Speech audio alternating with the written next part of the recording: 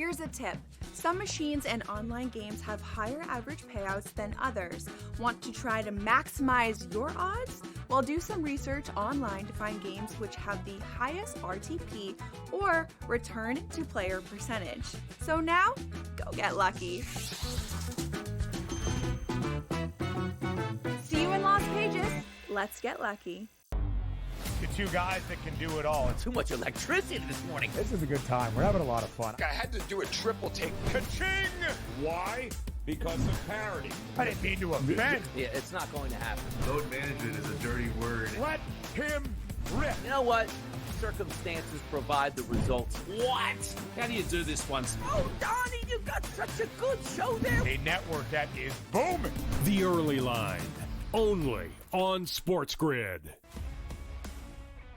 They're so close that we're barely going to be getting any value on the plus side of things. I think there's a little bit of value on the Blue Jays today, but it's an awesome division. Like, I don't want to see teams running away and be up by 12 games in first place. We want to see teams constantly battling for first place. They hit a team total. I love that. So as many times as we get bad beats, you do get the same amount of good beats, typically in your direction, if you wait long enough. Pro Baseball today, only on SportsGrid. The game is on. The stakes are high, but the action isn't just on the field. He's rearranging that rim. Get it inside! SportsGrid's in-game live. Your ultimate second screen experience. A little flyer, couple 18.5 point live line. Every prop, every play, every day. Anything can happen. It's complete chaos. It's smarter to be on.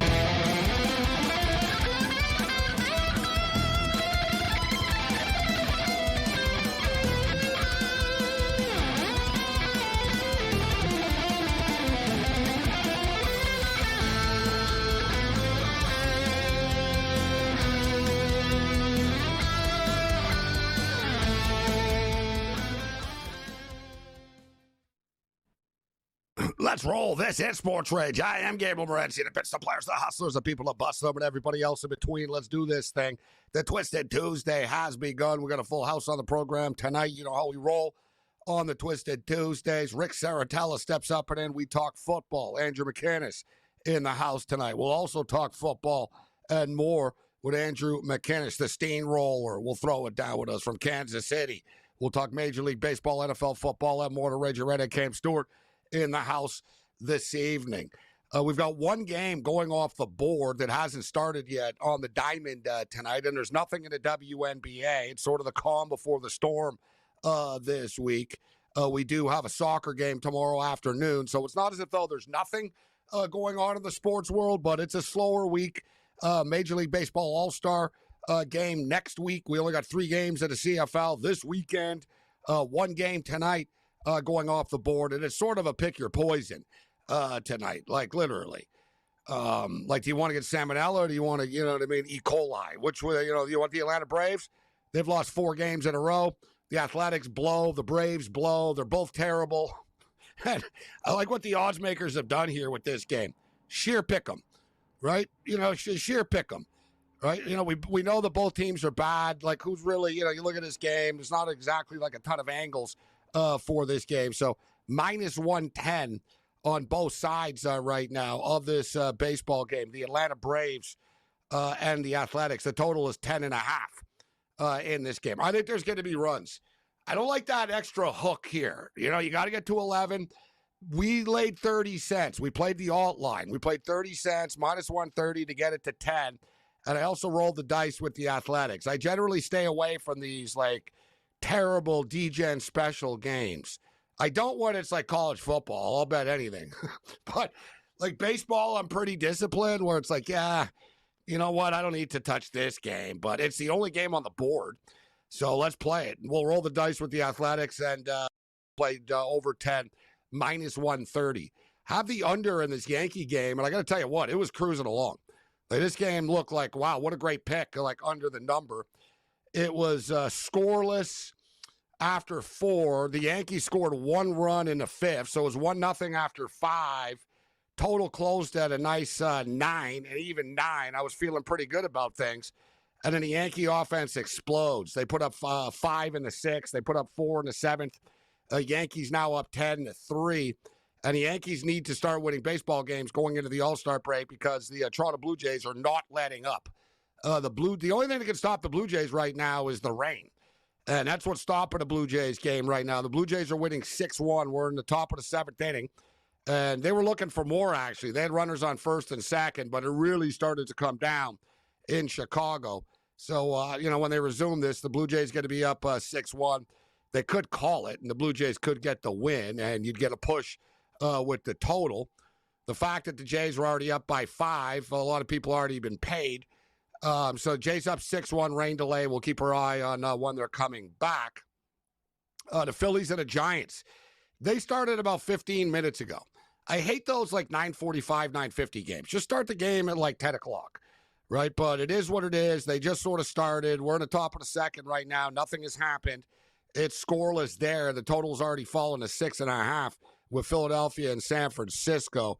And speaking of San Francisco, there are now reports that it hasn't taken Rafael Devers long to upset the San Francisco Giants now.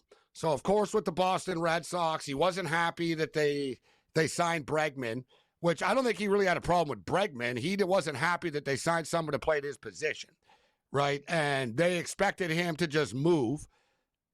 He refused to do it. And he ended up getting traded. And, of course, he famously said, whatever, I'll play any position they want me to in San Francisco. I'm good to go. And reportedly they said, all right, listen, we want you to, we think we want you to play first base. And they set it up that he would work out with Will Clark, San Francisco Giant legend Will Clark. Now, I never really, you never really know what to believe with these things. Right, like with these stories and the reports, and people are piling on Devers right now.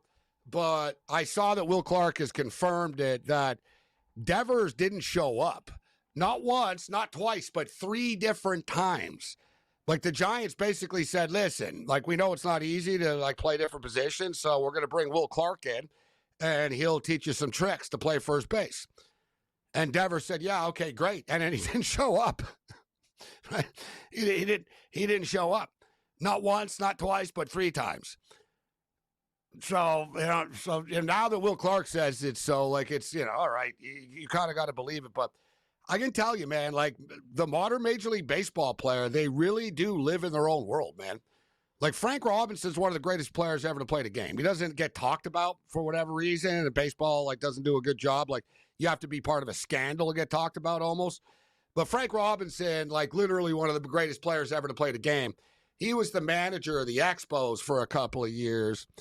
And he told Vladimir Guerrero once, like during batting practice, these guys don't talk as much as you think, right? So like Frank Robinson went up to Guerrero and he sort of talked to him for a couple of minutes. And I said to him after, I said, like, what did you guys talk about? And Frank used to be very open with me and stuff. And he goes, I told him that if he would stop swinging it like every freaking pitch that pitchers throw, he would have an even higher batting average and he'd hit even more home runs because he's a great hitter, but he swings at everything. And remember, like Guerrero famously, like used to swing at everything. Like it was fun to watch. Like somebody tried to, when someone tried to intentionally walk Vladimir Guerrero Sr., he'd swing at it. Like, he'd literally reach out of the box with one hand and swing the bat at the ball. Right? Like, he famously hit a home run on, like, a ball in the dirt. Right? Like, he used to, like, just swing at everything, like, all the time. And so Robinson told him, listen, if you'd be more selective and, like, wait for your pitch, like, you'd be even better than you are. And Guerrero sort of nodded at him and stuff, and it was cordial. And Frank told me a couple of days later, he goes, man, I got a call from like Guerrero's like agent and people that like they told me like don't talk to him in the batting cage ever again. And they were polite about it. They were like, he'd appreciate it when like he's, doing his thing that you don't try to get into his head like with new ideas or something. Like, right? And he's Frank Robinson. And Vladimir Guerrero wasn't like a malcontent. He's a Hall of Famer. He's like, dude, good for you that you played 30, 40 years ago. I really I really don't want to talk about this, right? Like the Guerrero just like shut it down, right? And he got a call. Yeah, Vlad would appreciate it if you don't, disturb him during batting practice before the games. And Frank was like, all right. He goes, I tried, right? Like, that's the way it is. So this Devers stuff, you know what I mean? I've seen this stuff before, right? Newsflash, a lot of Major League Baseball players are pretty, self-centered people, right? They don't like being told what to do. They don't want this. They don't want that. But Devers is going to, run out of, good teams are going to want him on the team. If Devers keeps up this attitude, the dude's going to end up playing Colorado or something. He's going to end up in Sacramento. You know what I mean? Some bad team will pick him up because of his name, and, maybe he'll be happy. We'll tell you, listen, you can do whatever the hell you want, bro. Just, hit home runs and drive people in. So we got a lot of stuff to break down tonight. We'll get into some football, college football, rapidly approaching CFL. I can't believe we're going into week 6 already in the CFL. Let's do this thing. The Twisted Tuesday has begun. Bring it.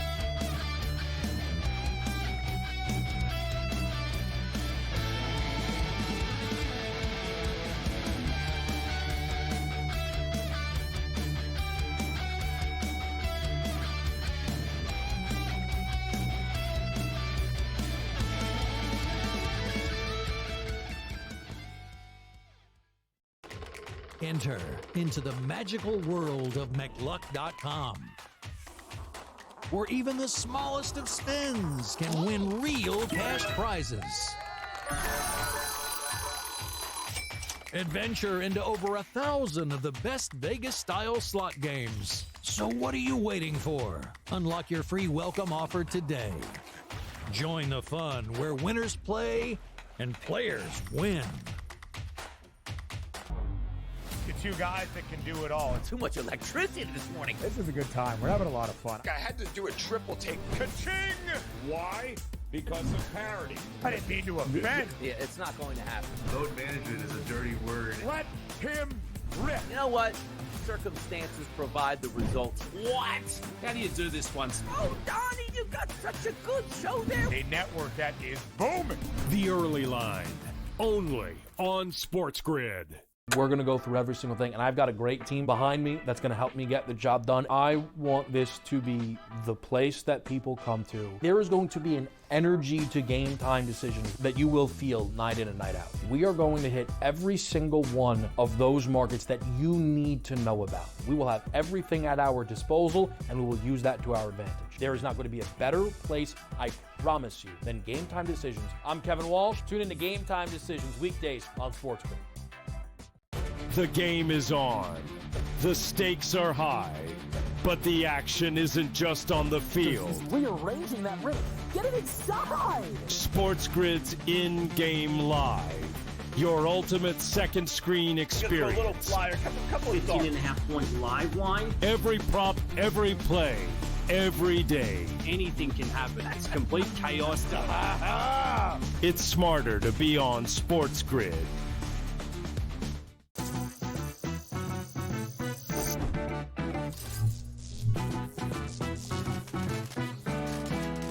Did you know sportsbooks tend to draw up tighter bet lines for events that get even more bettors, like championship games or major matchups? My tip? Try betting on less popular sports. You might have a better shot at beating those odds. Now, go get lucky. See you in Las Vegas. Let's get lucky.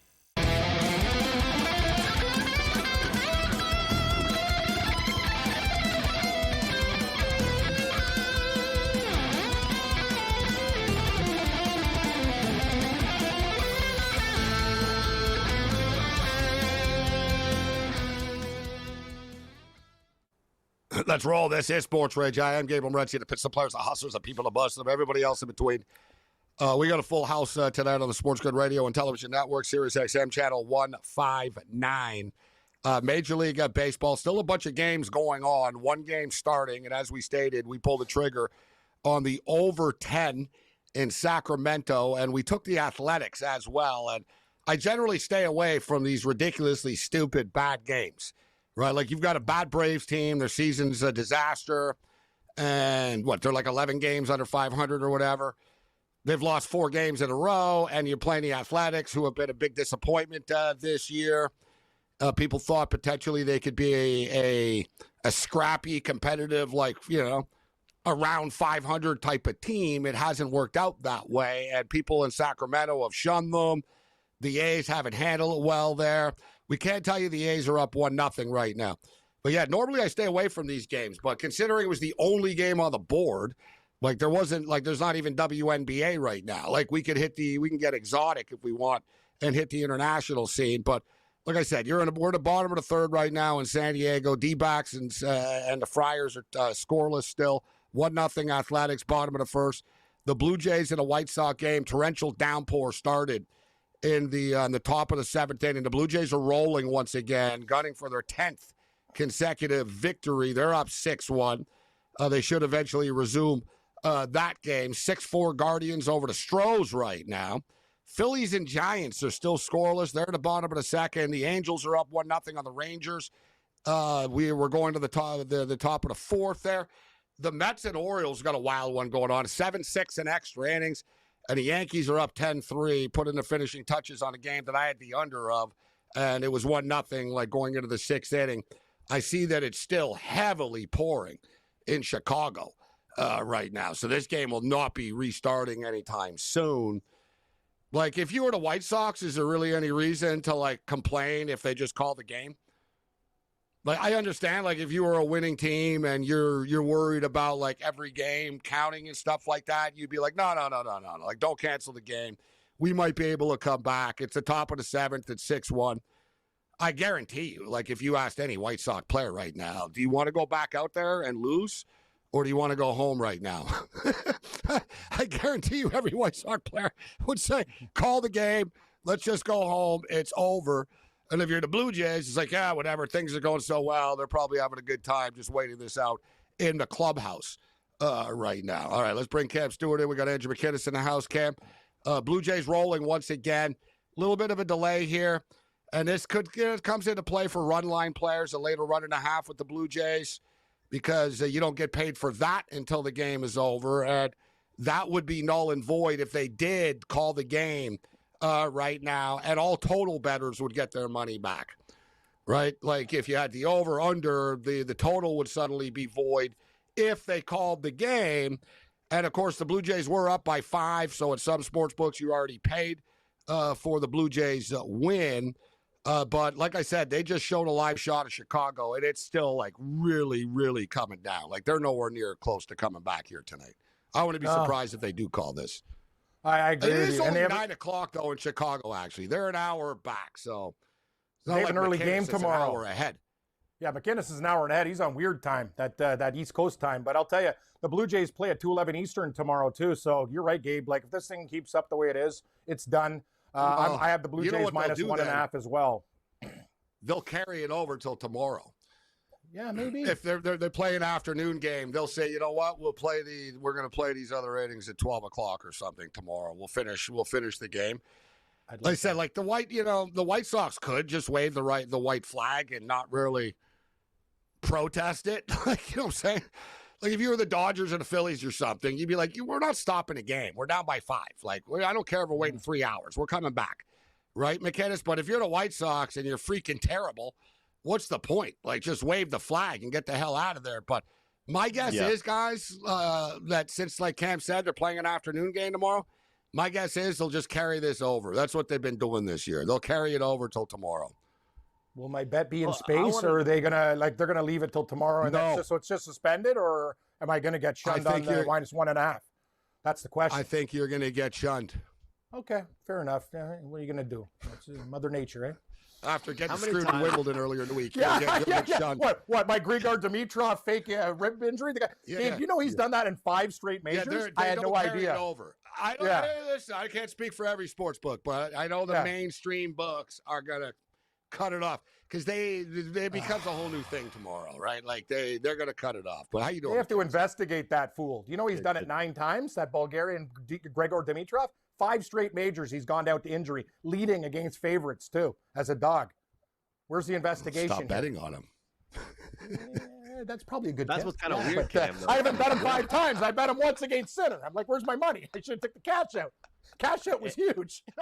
It makes it weirder that he was winning, though. That's what makes it weirder. No, he wins a lot. He does this a lot there. That's the thing, McInnes. He leads against guys, and then he kind of goes out with these weird injuries. He was like acting. He's like laughing and crying. I'm like, what's this guy doing? It was a very interesting scenario, Gabe. But you're right. Gabe's advice is probably good. Stay away from guys who get injured all the time in important tournaments. Might be a good tip. Well, when Gabe was talking about the White Sox, I mean, the players that are in the clubhouse saying, let's just go home.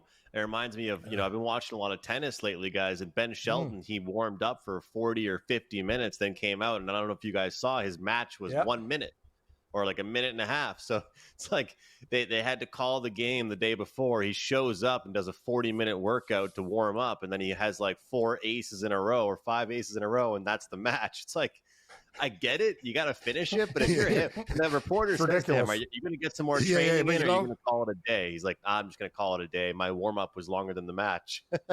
He's done but you know what? It's a major tournament. You got to finish it. Like, you know what I mean? It's just 100%. You got to finish it no matter what. But it is funny, like you said, because even though he knows I got to come back and play one game, like this is ridiculous. But he's got to warm up, McInnes. He can't just like say, I'm good. I'm only playing one game. He's like, no, he's got to go through his whole routine and everything, and not fully, but sort of go through it all to go through one game. As you stated, he's had a pretty eventful week, Ben Shelton. Like every day he was in the news.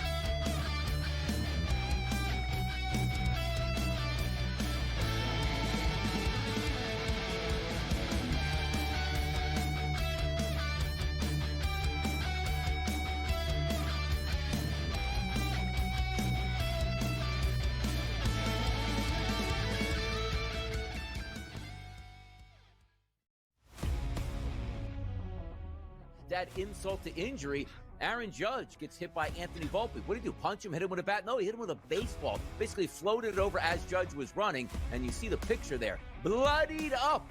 My goodness, man. What are the Yankees? They can't win games. They're losing guys to surgery, and now also the best player in baseball is getting lumped up by their shortstop. Yeah, I guess, when it rains, it pours. Pro Baseball Today, only on SportsGrid. 9 times out of 100, when you get a gift for the boys in Vegas, what happens? The dude doesn't even get out of the first inning. I feel bad for him. He gave up 7 runs, 5 earned, but 7 runs in total, 5 hits, walked 2, didn't strike out a batter, and like I said, didn't get out of the first inning, got 1 out. I don't know how they do, Joe, but I'm telling you, those lines didn't make any sense. In-game live, only on SportsGrid. Devin Booker had to run the point when Chris Paul was hurt. And we're like, Devin Booker's a point guard. Devin Booker's not a point guard. Neither is Jalen Green.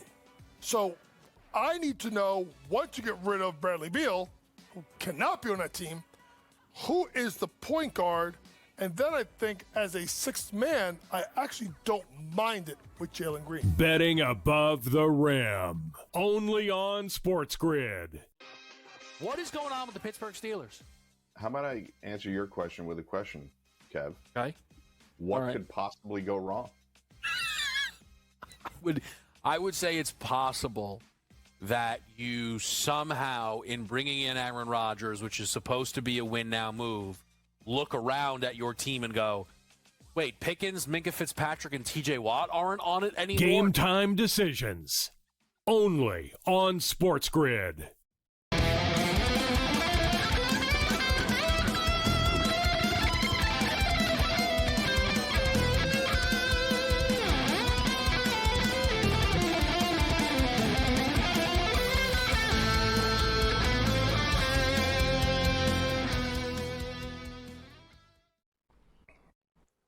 Twisted Tuesday continues. I'm Morency. So we got a full slate of baseball. One game only started, but there's a bunch of in-game stuff. And I should mention that there is NBA Summer League, not the Vegas stuff, but I guess the Utah stuff. Oklahoma City Thunder and the Utah Jazz.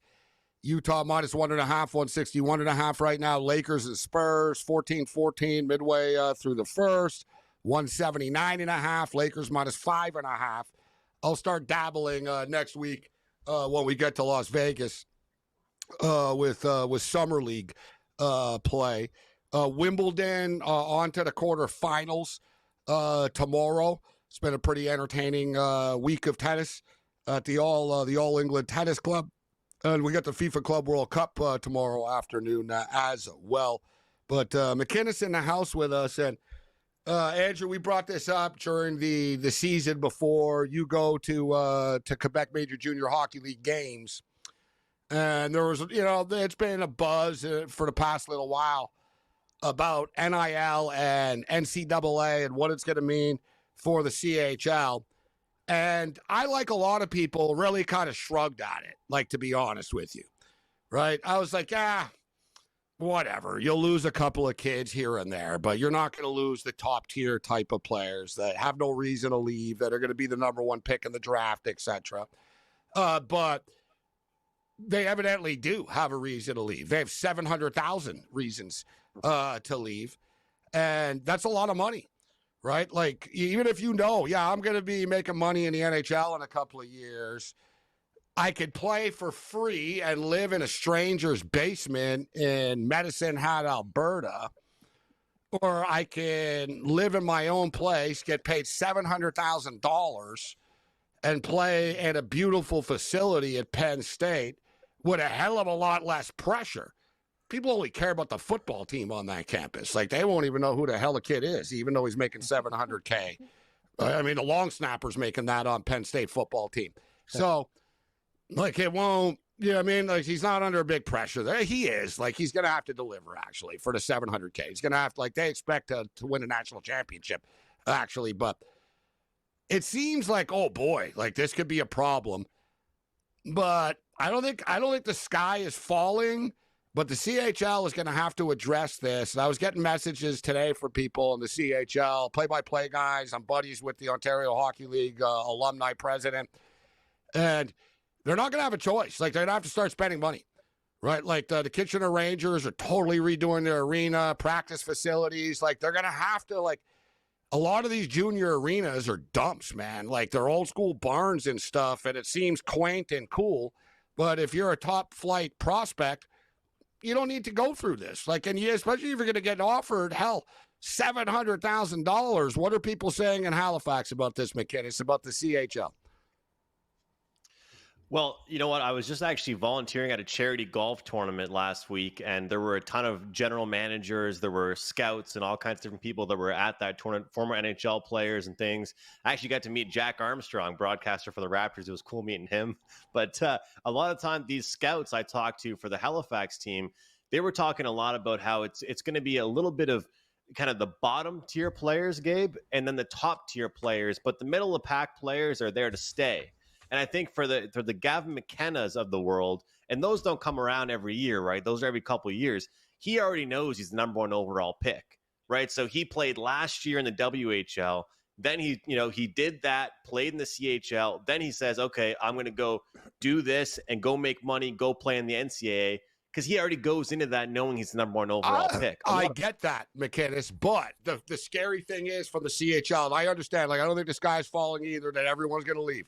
But it's getting more and more and more now that playing in the NCAA will get you to be a top 5 pick or number 1 pick in the draft. Right? And when he goes there, like when McKenna goes there, he's helping U.S. hockey. He is, because he's making those programs stronger and he's making a Canadian program weaker. He's raising, like, the competition level that the NCAA kids are playing against now, which makes them better. And he's not the only one. Like, the Michigan Wolverines quietly signed 3 kids. But you know what I mean? I get the point about the lower tier guys and then the ultimate high tier guys that the rich schools can afford to say, you know what? Let's give the kid $500,000 and see what he says. Right? Michigan State offered him $250K. He said no. Penn State came with $700. He said yes. Right? Penn State also offered Martone $250K a couple of months ago. Like, they're clearly coming after the Canadian players right now, which if I'm the CHL, I'm not happy about it.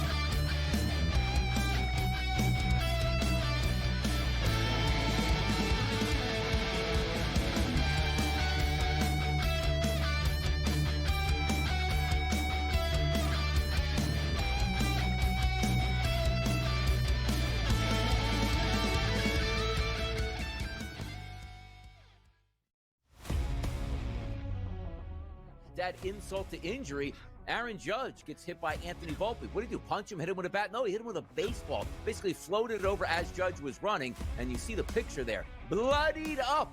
My goodness, man. What are the Yankees? They can't win games. They're losing guys to surgery, and now also the best player in baseball is getting lumped up by their shortstop. Yeah, I guess, when it rains, it pours. Pro Baseball Today, only on SportsGrid. 9 times out of 100, when you get a gift for the boys in Vegas, what happens? The dude doesn't even get out of the first inning. I feel bad for him. He gave up 7 runs, 5 earned, but 7 runs in total, 5 hits, walked 2, didn't strike out a batter, and like I said, didn't get out of the first inning, got 1 out. I don't know how they do, Joe, but I'm telling you, those lines didn't make any sense. In-game live, only on SportsGrid. Devin Booker had to run the point when Chris Paul was hurt. And we're like, Devin Booker's a point guard. Devin Booker's not a point guard. Neither is Jalen Green. So I need to know, once you get rid of Bradley Beal, who cannot be on that team, who is the point guard? And then I think as a 6th man, I actually don't mind it with Jalen Green. Betting above the rim, only on SportsGrid. What is going on with the Pittsburgh Steelers? How about I answer your question with a question, Kev? Okay. What could possibly go wrong?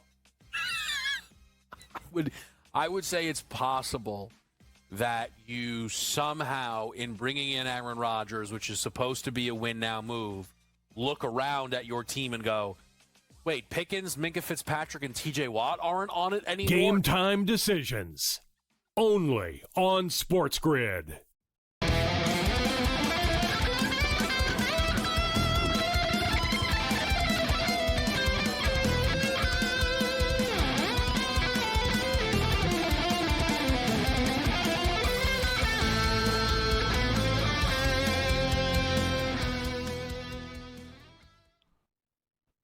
This is SportsRage. I am Morency, and we rolled the dice tonight. I can't, pat myself on the back for this and say, oh, you know what, or whatever. It was the Braves and the Athletics, right? Like I said, it's like picking between Salmonella and E. coli.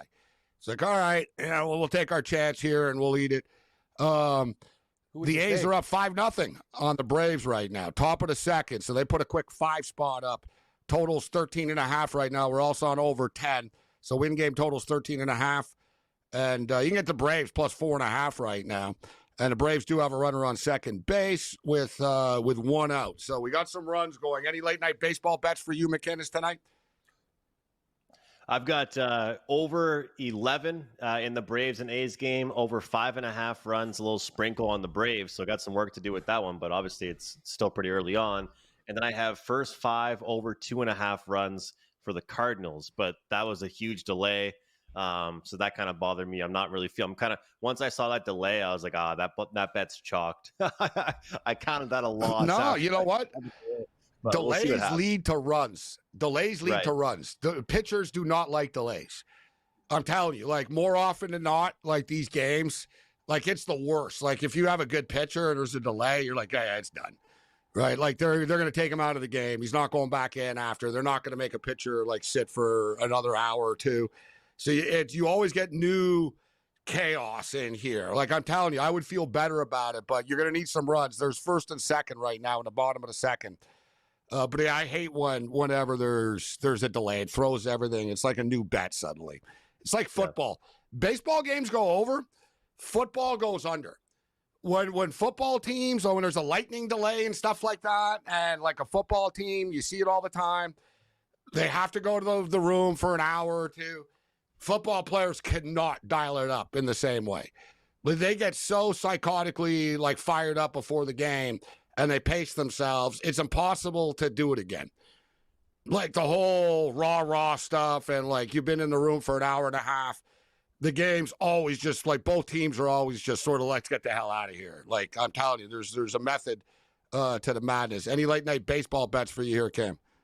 I like the Salmonella versus E. coli game. Of course, Gabe, I have to be a part of this bacteria trap. I'm on the Athletics, too. Glad you're betting on the same side as me. Let's go. Go A's. Well, the A's are bad, but the Braves are like, it's crazy to say, are almost worse. It's just the Braves are in the middle of a 4-game losing streak. It was more of a roll of the dice. Like I said before the game was it was a pick 'em for a reason, right? Even the sports books were like, you guys, you want to bet it? Go ahead. Knock yourselves out at minus 110 on both sides. All right, so let's get into some CFL football. We're going to have more CFL talk with Rick Saratella a little bit later on. He's been rolling with his picks. Unfortunately, just 3 games in the league this week. But checking in right now with how things are playing out, it's been a pretty entertaining year so far in the CFL. Luke Wilson caused a stir by crying about one game that he went to that he didn't like. Oh, God forbid, we had a bad game. And it wasn't even that bad. It was like crazy in the fourth quarter. But notwithstanding, like there were a couple of bad Friday night games that he did actually, where it was like, yeah, you know what? I see why he's bitching. He seems to always get the worst game of the week, right? But like last week, dude, McKiss, we had 2 touchdown returns in the same game someone won $1 million with the kickoff returns. We had another game where there were 2 punt returns. Lucky for Savon, they don't give $1 million for punt returns too, because we had 2 punt returns for touchdowns. A couple of weeks ago, we had the guy on the Argos, the same guy, literally return like a missed field goal or whatever, or a punt, like 110 yards, and a pick 6 for 110 yards, the distance of the field.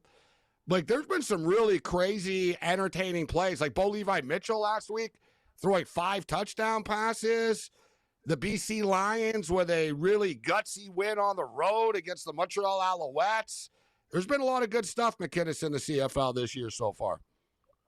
There's been a lot to like. There's been a lot of exciting games as well. If a game has started slow, it's picked up. If a game has started slow, it's been because of good defense. And we've seen some big plays as well. Quarterbacks going deep, a lot of long balls. And if not, the interceptions. You mentioned that, I can't remember that guy's name, like Slyko or something. I can't remember his name, but like you mentioned, unbelievable. That guy just earned a contract in the CFL for the next 3 years after 100-yard one time and 105-yard the next. It's been great to see. Coming off my best week of the season so far, 5-1 last week. And I'll tell you guys, no better feeling than this. I had Montreal first half money line against BC. BC goes ahead and has the backdoor win against them there. So you got to love when your team wins the money line for you in the first half and they end up, blowing it in the second half. So you feel pretty good about that, I think. Yes, Slyka. Yes. Sly, Slywka, the white dude with the blonde hair. yeah. That guy's wicked. Slyka. He had a couple of big returns for them. All right, so looking at the CFL standings comparable to the win totals this year, we only played 2 win totals. I played 2 of them this year. I played the Calgary Stampeders over 6.5, and we played the Toronto Argonauts under 11.5. The Argos under 11.5 is off to a great start. They're 1-4.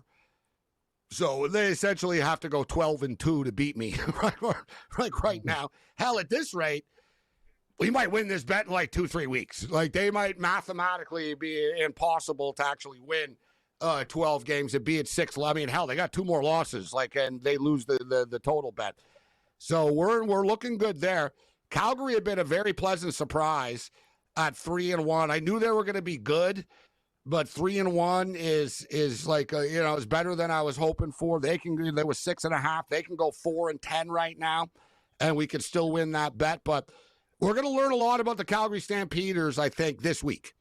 Right, that was a big win for them last week. The Stampede Bowl, they were playing at home. Let's give them credit. They channeled the energy, and the night was a big success with Brett Michaels and all that. But now it sort of starts to get real. All right, we're 3-1. We're going on the road. We're playing an undefeated division rival right now. I'm looking forward to seeing how this game plays out, McKinnis. And the point spread is up to 5 right now. What do you think about this one? Yeah, Gabe, at first I was thinking with this one, Saskatchewan maybe went into the bye week at the wrong time. Like you're rolling, you're playing so well. Maybe you don't even want the bye week. You can sometimes in across all football leagues, a bye week could actually interrupt momentum. But the more I thought about it, the more I was like, you know what? Just off the top of my head, I feel like this is one of the older teams, maybe one of the more veteran built teams. They could use any of the rest they can. AJ Ouellette, Trevor Harris, some of these guys on the defensive side of the game, the receivers were injured. They might not mind a little bit of that rest. And, you know, as you guys know, I have no problem admitting when I was wrong about a team. I was wrong early on about Calgary, ended up backing them on the team total and the spread last week. I found out early I was wrong, and I already changed my mind on them. But I think that after that outright win last week, I think Saskatchewan might be the play. But I've just how I did in the NHL, same thing I do with the MLB guys or with MLB. I've just fallen in love with these team totals. You look at the Rough Riders, 31, 28, 37, 39. This team's putting up points right now. And the funny thing is, when you think about a team that runs the ball a ton, a lot of times you think about, okay, this team runs the ball, they kill the clock, might be some low-scoring games. Well, they're just animals on the ground. I mean, this team can run the ball, whether it's Ouellette or if it's somebody else. So they're putting up points. Wouldn't talk anybody off the team total. Also, very interesting scheduling standpoint. Calgary's got Winnipeg, Saskatchewan, Winnipeg off a bye. So that's not easy for them. You get that outright victory, then you play a team that's 4-0. And it's kind of interesting. Every single team, guys, that's won a game this season, and we're going into week 6, has covered the spread. Every outright victory has been a team covering the spread. We have not had one team yet cover the spread but not win the game. We have a team in this game, 3-0 ATS on the road or as a dog, and a team that's 4-0 ATS overall. So one streak will be broken. I lean to the Riders, but most likely you'll be on the team total here. Yeah, the Riders have scored 28 or more points in all 4 games, 31 or more in 3 of the 4.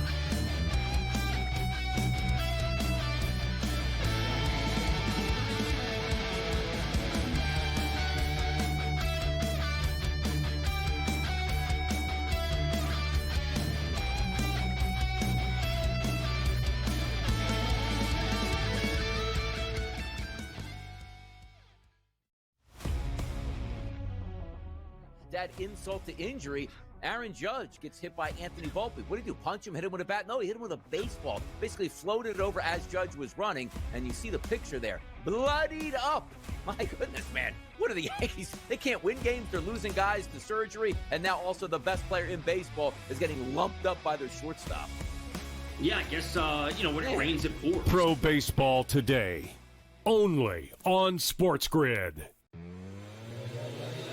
9 times out of 100, when you get a gift for the boys in Vegas, what happens? The dude doesn't even get out of the first inning. I feel bad for him. He gave up 7 runs, 5 earned, but 7 runs in total, 5 hits, walked 2, didn't strike out a batter, and like I said, didn't get out of the first inning, got 1 out.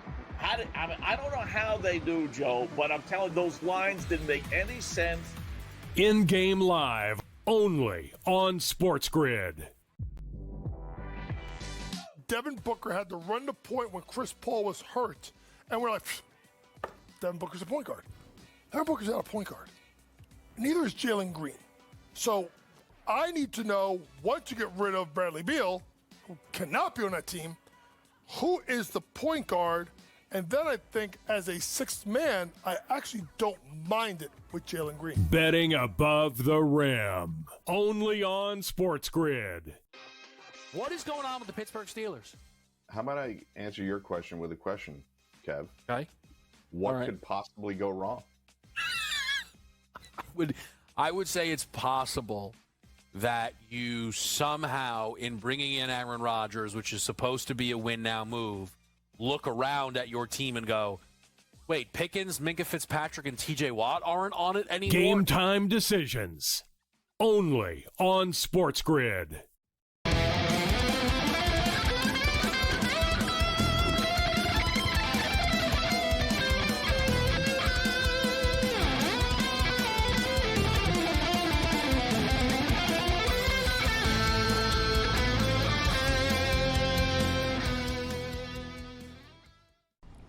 This is SportsRage. I am Gabriel Morency. Kicking it with Cam Stewart, Andrew McKinnis on SportsGrid Radio and Television Network. Sirius XM Channel 159. Talking about the Calgary Stampeders. So a 3-1 Stampeder team, 3-1 ATS on the season, 2-2 as far as totals are concerned.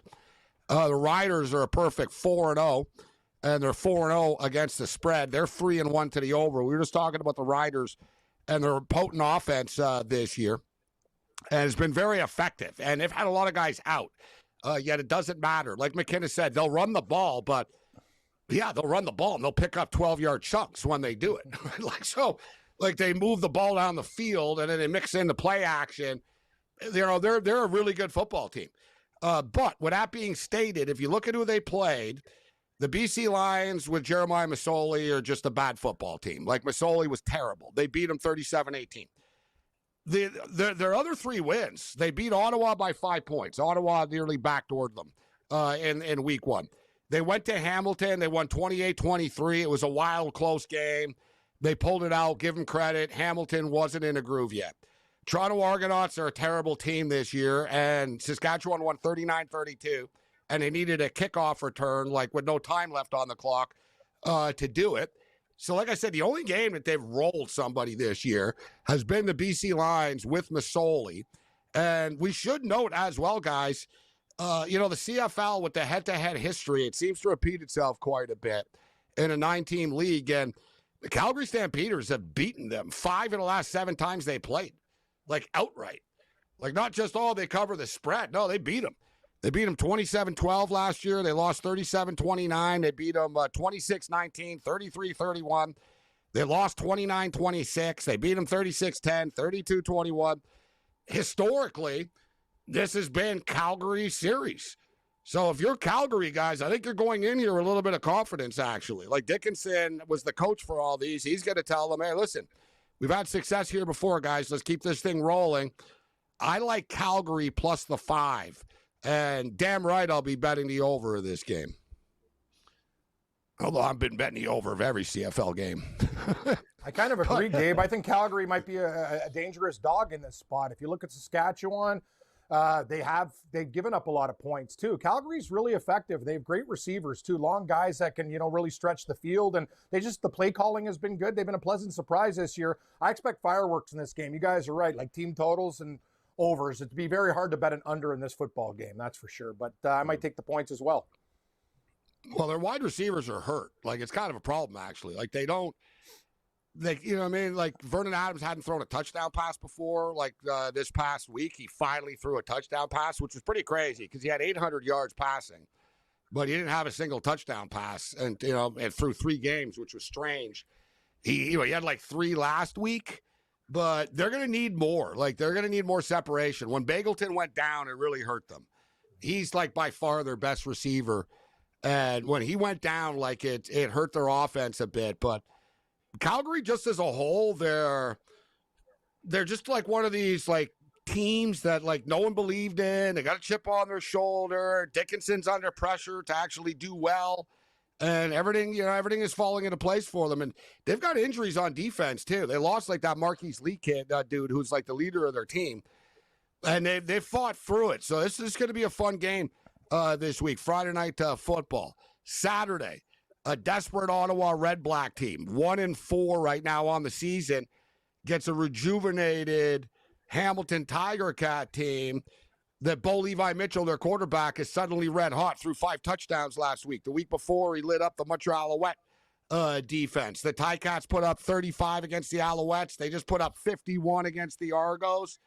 86 points scored in their last 2 football games. I told everybody earlier this week that this total is only going to climb throughout the week. I see that it's up to 54 right now. I'm telling you guys, it's going to be like 55.5 by kickoff. Like, no one's going to bet the under in this game. Like, by the time Saturday gets here, what's your pick, McKinnis? Red Blacks, Ticats?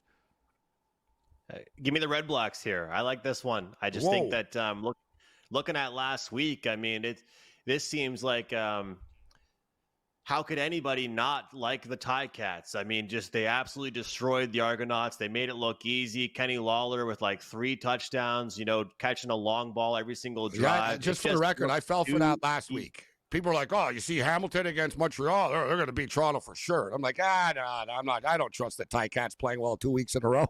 So now the question is, the Argos tough. It's 3 weeks in a row now. Can they pull it off? Well, the funny thing is they did have some good drives together. But one thing kind of crazy, Gabe, is that besides Lawler, nobody actually really had a great game. They had some good drives, don't get me wrong, but it's not like they distributed the ball really well. It was just they had 3 long balls. They had an interception. The first play after the interception was a touchdown. Like, that was they put up a 50 burger. And it should be noted. But let's give him credit on offense, but it should be noted, Nick Arbuckle, was going up and down the field. Like, he could have thrown for 800 yards. Like, if he had more time. Yes. Like, the Hamilton defense, that's the CFL, though, right? I mean, Hamilton are clearly, listen, we're going to outscore you. They got some young dudes on the team. That's why the total is the play here. But you think a desperate Ottawa team now. And one thing I'll say about that, too, is last week, Drew Brown back, his first game back against Edmonton. He was a lot better in the second half, as you saw. Right, the guy hadn't played in a month. You could see, in the fourth quarter, they were starting to throw. He was starting to sling it around. So I would expect that red-black offense to be better this week, but their defense can't stop anything either. Well, at the end of the day, I don't like laying points with the Ticats. It's pick 'em or plus, not laying with them, even if they're at home. That's kind of how I look at it with them. If Bob Dice and offensive coordinator Tommy Condell don't go against their own team and go into half with a timeout in hand and just make stupid decisions all game, then I trust this Red Blacks team to get the job done. To me, Drew Brown is like a milestone. He's just miles above. I mean, you wonder why we saw Luke Wilson ripping on the CFL, because the backups are nowhere close to the starters. Drew Brown comes back. He looks way better, makes this Red Blacks team look better. They can put up points. This game's going to be decided within a field goal, I think. No, you're exactly right. The only games that were not good this year in the CFL had backup quarterbacks, right? Like the BC with Jeremiah Masoli was not pretty to watch. Dustin Crum's not fun to watch. Hell, McLeod Bethel Thompson blows, but that's another story.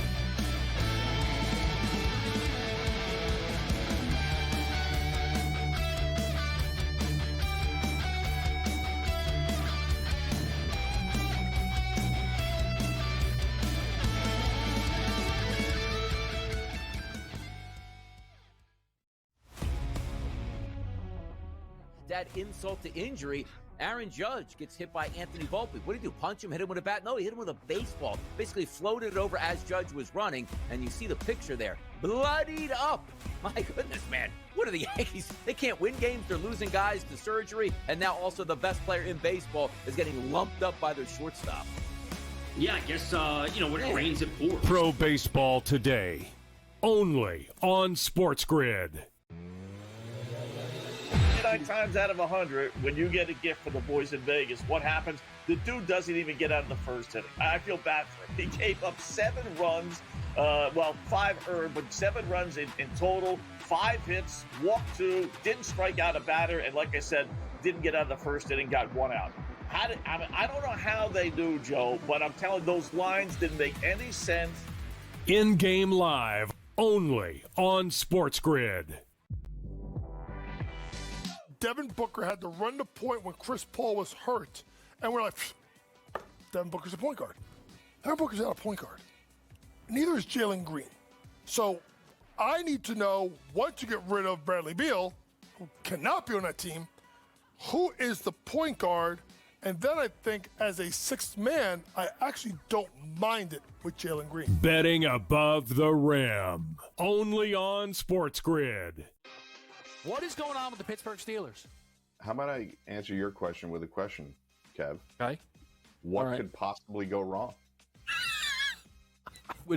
I would say it's possible that you somehow, in bringing in Aaron Rodgers, which is supposed to be a win-now move, look around at your team and go, wait, Pickens, Minka Fitzpatrick, and TJ Watt aren't on it anymore? Game time decisions, only on SportsGrid.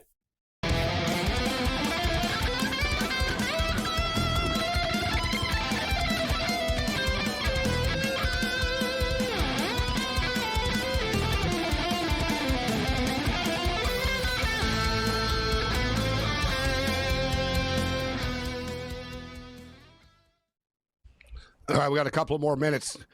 It's Andrew McKinnis and Rick Saratella's going to step up and in. We got the Steamroller in level 2 joining us a little bit later from KC. So we took the Athletics and the over 10. It was 10.5, but I made it 10 at minus 130, playing it safe. I don't know if I had to do it. We've got 9 runs so far. The Athletics just hit a grand slam, so it's a fun night for people at the park in Sacramento. They're winning 9-0 over the Atlanta Braves right now. Bottom of the second inning, Braves plus 8.5 runs, minus 110. Total suddenly becomes 16.5 right now. All right, McKinnis, last game on the board, BC Lions.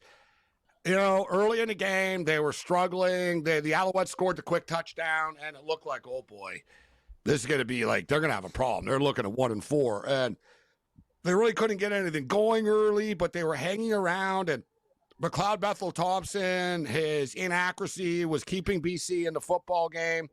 And truth be told, if not for BC's like stupid, undisciplined penalties on defense that they take every 2 plays, Montreal wouldn't have been able to move the ball at all. Like every drive was aided and abetted by penalties. But I thought BC is starting to show something, right? I mean, they've been battling hard even without their quarterback, but they were getting gouged on the ground. Like they have a lot of weaknesses, but somehow they fought through and they won that football game on the road. And they made their season instead of 1-4, 2-3, and now they got a winnable football game. And guys, I see there's been some line movement here. It's come down.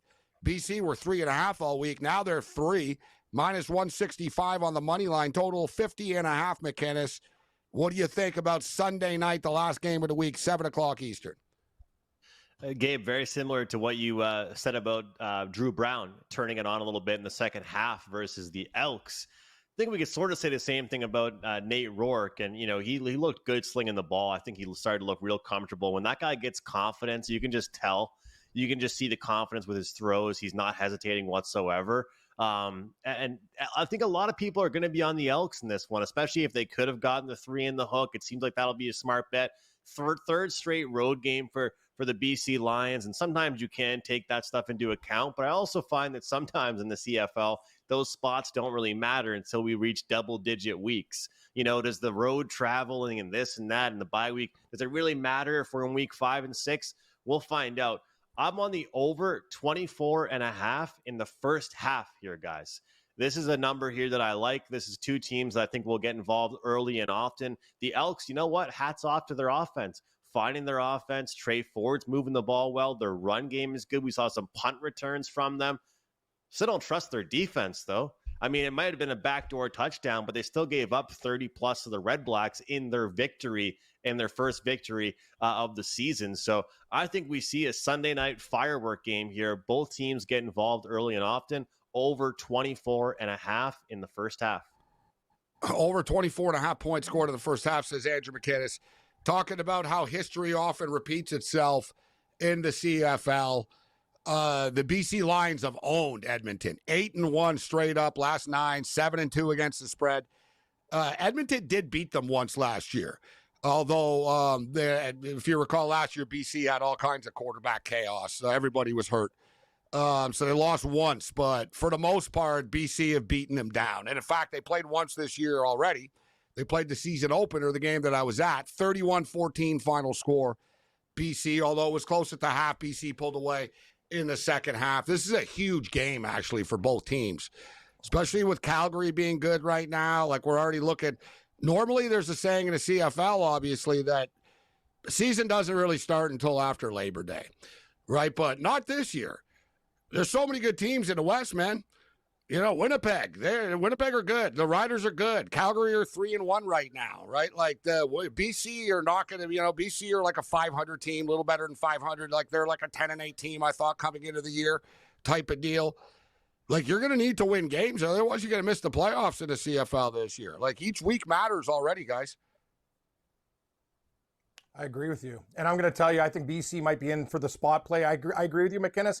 There was a nice little move by Edmonton, too. Rankin looked very, very good, and some of their play calling was good. They were using Ottawa's defense against them, coming with pressure, little dump-offs with, you know what I mean? They would penetrate and get holes, but I think BC can absolutely shred Edmonton, too. So I have a lean to the Lions as well. I think we should have points in this game.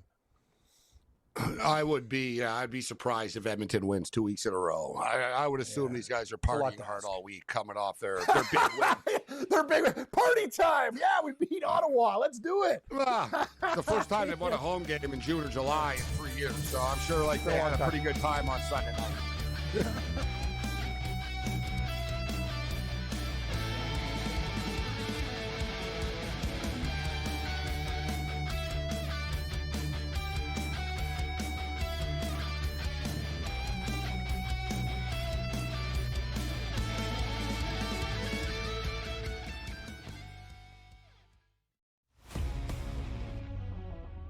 to add insult to injury, Aaron Judge gets hit by Anthony Volpe. What did he do? Punch him, hit him with a bat? No, he hit him with a baseball. Basically floated it over as Judge was running, and you see the picture there. Bloodied up. My goodness, man. What are the Yankees? They can't win games. They're losing guys to surgery, and now also the best player in baseball is getting lumped up by their shortstop. Yeah, I guess, when it rains, it pours. Pro Baseball Today, only on SportsGrid. 9 times out of 100, when you get a gift for the boys in Vegas, what happens? The dude doesn't even get out of the first inning. I feel bad for him. He gave up 7 runs, 5 earned, but 7 runs in total, 5 hits, walked 2, didn't strike out a batter, and like I said, didn't get out of the first inning, got 1 out. I don't know how they do, Joe, but I'm telling you, those lines didn't make any sense. In-game live, only on SportsGrid. Devin Booker had to run the point when Chris Paul was hurt. And we're like, Devin Booker's a point guard. Devin Booker's not a point guard. Neither is Jalen Green. So I need to know, once you get rid of Bradley Beal, who cannot be on that team, who is the point guard? And then I think as a 6th man, I actually don't mind it with Jalen Green. Betting above the rim, only on SportsGrid. What is going on with the Pittsburgh Steelers? How about I answer your question with a question, Kev? Okay. What could possibly go wrong? I would say it's possible that you somehow, in bringing in Aaron Rodgers, which is supposed to be a win-now move, look around at your team and go, wait, Pickens, Minka Fitzpatrick, and TJ Watt aren't on it anymore? Game time decisions, only on SportsGrid.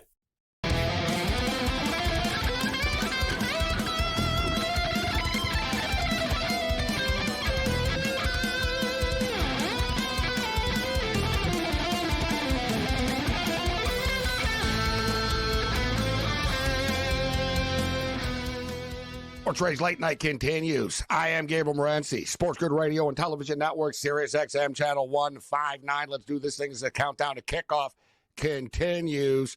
Let's talk football. Rick Saratella steps up and in, allaccessfootball.com, NFL Draft Bible founder, and more. Let's do this thing, Rick. Always a pleasure, my man. How you doing? Hey, man, I'm doing wonderful. This is the last time you and I will get together until there's football in the air because training camp kicks off this Sunday. Your boy, the Hardball Chargers, are reporting to training camp. It's really amazing how quickly this summer is going by, isn't it? Like we're going into week 6 of the national of the CFL. Yeah. Like seriously, like I can't even keep up. Like really, is it week 6 already? It's like it's week 5? No, week 6. Like. The season's just rolling along right now in the CFL. NFL training camps set to open right now. And there's a buzz in the air in the betting world. Football contests, football futures, and a topic that people are talking about. We talked about it last week, who's going to be the worst team in the National Football League. But people are talking about who the first coach fired is going to be already. You got to love this. Training camps haven't opened yet. We're talking about who's going to be fired first. But I thought it was interesting that Asante Samuel and his father basically threw McDaniel onto the bus and talked about how he doesn't have the respect of the room. The players run that thing, that the coaching staff are scared of the players in Miami. And I've always sort of gotten that feeling myself from the outside looking in, actually, that, he seems to me there's some coaches that should be coordinators. Right? You know what I mean? They shouldn't be head coaches. They should be coordinators. They should be, distance from the players, so to speak, and call them plays as opposed to trying to manage a room. So let's talk about the first coach to be fired and who you think it's going to be.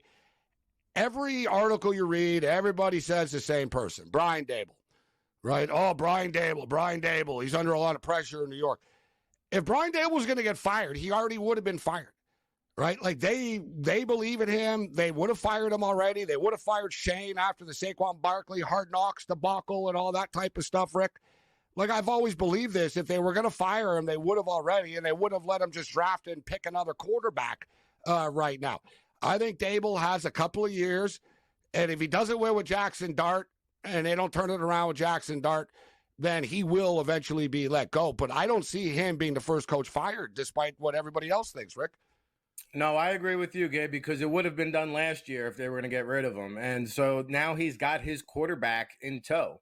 And let's be honest, Russell Wilson's going to start week 1. So I think Daboll, with the selection of Dart, and let's remember now, like Daboll and Joe Schoen came over from Buffalo as a package deal. And the Giants wanted Daboll first. It was Daboll they wanted.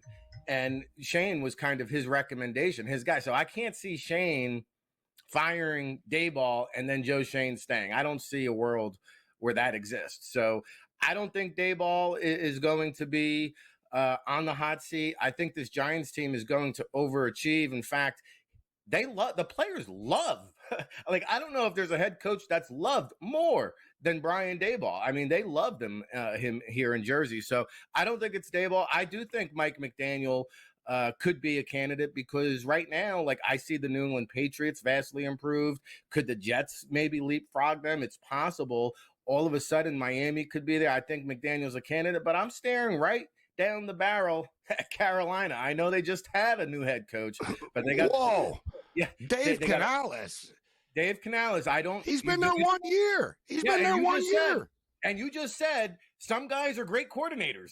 David Canales is a great coordinator. I don't think he's a head coach. And I think David Tepper is probably the worst owner. He's an impatient owner. This team is going to be doing a lot of losing, and they got no good quarterbacks on that roster. Bryce Young, Andy Dalton. It's going to be a long season in Carolina. I think the young man there in Carolina is going to be out. Wow. So Dave Canales, for the record, in a 9-1 range for the books that have it up right now, plus 900. That's a hot take considering, but I get where you're going with it. You know what I mean? I get where you're going with it. It's not the obvious. Like I said, it's not going to be Daboll, people. Like the Giants, they're not going to be as bad as people think. I think they're going to be better than people think, and they would have already fired him. McDaniel, I don't know what they're doing in Miami. It seems like they're retooling here. Will he sort of be a casualty of this moving forward?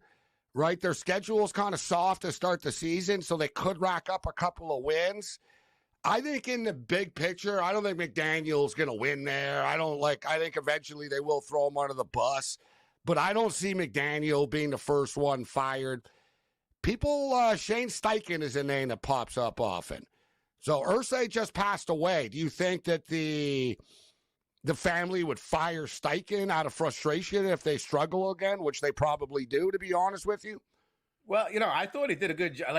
They were 9-8. They were a winning program last year with no quarterback. He went 6-5 with Anthony Richardson, and he had Joe Flacco to work with, and they won 9 games. So I like Steichen as a head coach. He just doesn't have a quarterback. Is it his fault that Chris Ballard didn't get him anyone better than Daniel Jones and Anthony Richardson? That he brings in Riley Leonard and Daniel Jones. You got to be kidding me. You know what I mean? They're the same. It's sort of really? Okay. Well, we talked about Ballard here, and you're right. But shouldn't he have a say in this Steichen a little bit? So, speaking of which, we talked about it. Who do you think will be the starting quarterback in week 1? Because I see odds right now, and now it's listed as a pick-em, essentially.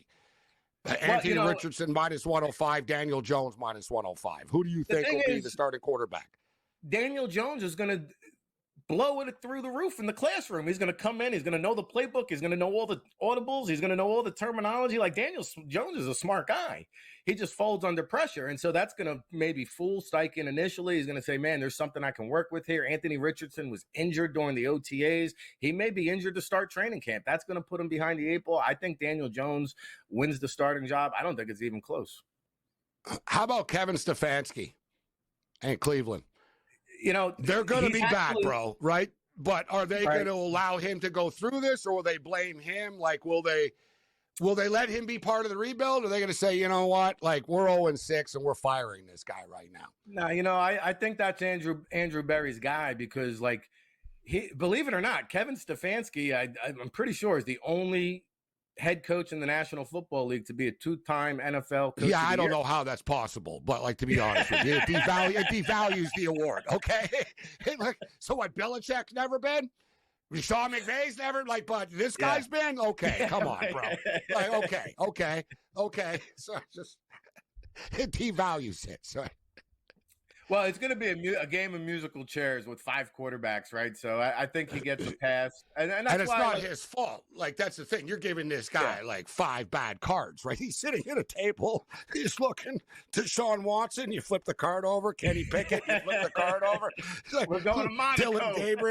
Dylan Gabriel. It's like, I swear, you get to Shedeur Sanders, I'd be like, you know what? I'm giving Shedeur a shot out of all these guys. It's coming. Yeah, it's coming. So you say Dave Canales. All right, plus 900. Hot take. David Tepper is an impatient person. If they're really, really terrible, he could say, I made a mistake with Bryce Young. I made a mistake with Tepper.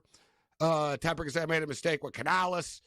And, because next year you're going to get these potential Arch Mannings of the world and stuff that potentially could be the number 1 pick of the draft, although Arch Manning would block Carolina, I would imagine. I think he would go that route. Yeah, I think so. That'll be something interesting to keep our eye on.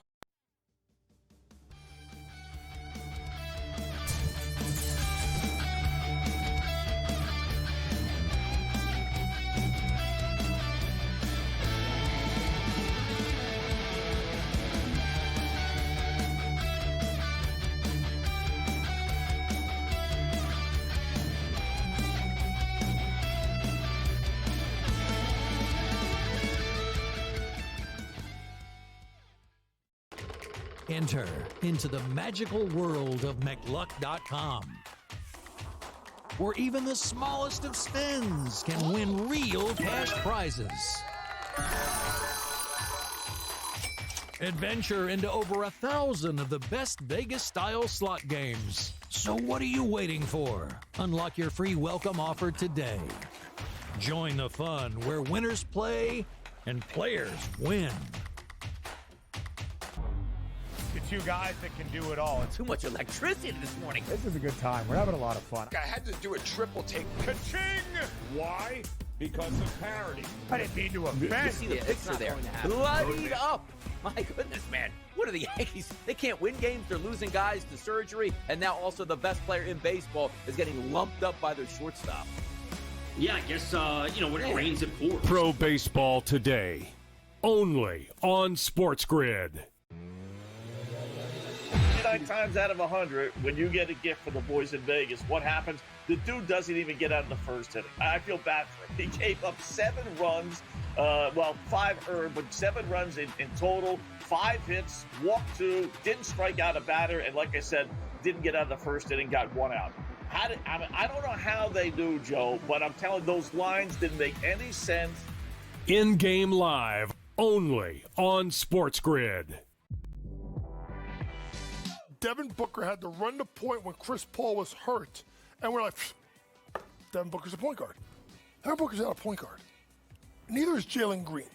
So I need to know, once you get rid of Bradley Beal, who cannot be on that team, who is the point guard? And then I think as a 6th man, I actually don't mind it with Jalen Green. Betting above the rim. Only on SportsGrid. What is going on with the Pittsburgh Steelers? How about I answer your question with a question, Kev? Okay. What could possibly go wrong? I would say it's possible that you somehow, in bringing in Aaron Rodgers, which is supposed to be a win-now move, look around at your team and go, wait, Pickens, Minka Fitzpatrick, and T.J. Watt aren't on it anymore? Game time decisions. Only on SportsGrid.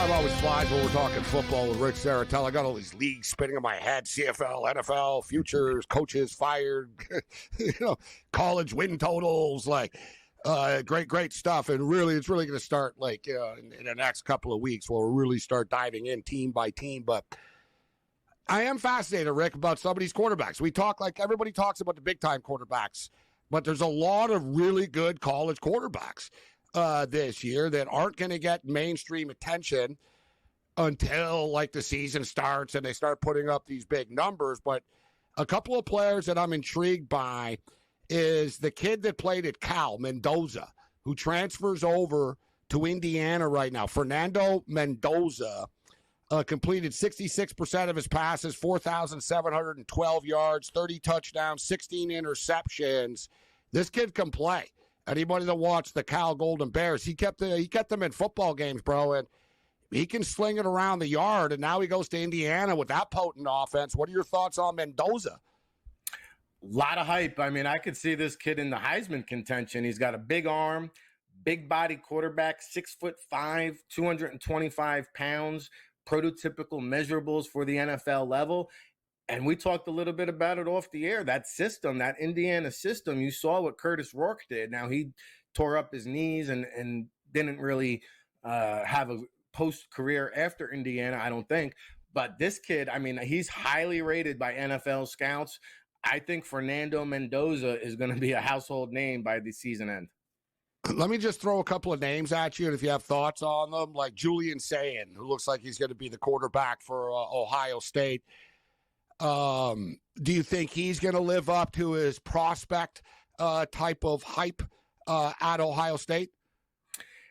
It's hard to say, but I'm going to lean towards yes. You know, it's a limited kind of sample size that we have to go off of, but Ohio State has done a great job of reloading, plugging and playing, and I think this is just the next guy that's going to step in and have a productive career in Columbus. So he's more athletic than Will Howard. Like, we'll put it that way. Like, he's a bigger prospect and better quarterback. He hasn't done it yet, but you know what I'm saying. Like, he has all the tools. All the tools. You got to go out and do it. Will Howard had the experience. That's one thing he's lacking. So we'll see how much of a factor that plays. A quarterback that nobody talks about, but football bettors are talking about, a team coming into the year. Everyone's always looking for that dark horse sleeper, sort of like Indiana was last year. But Illinois, right?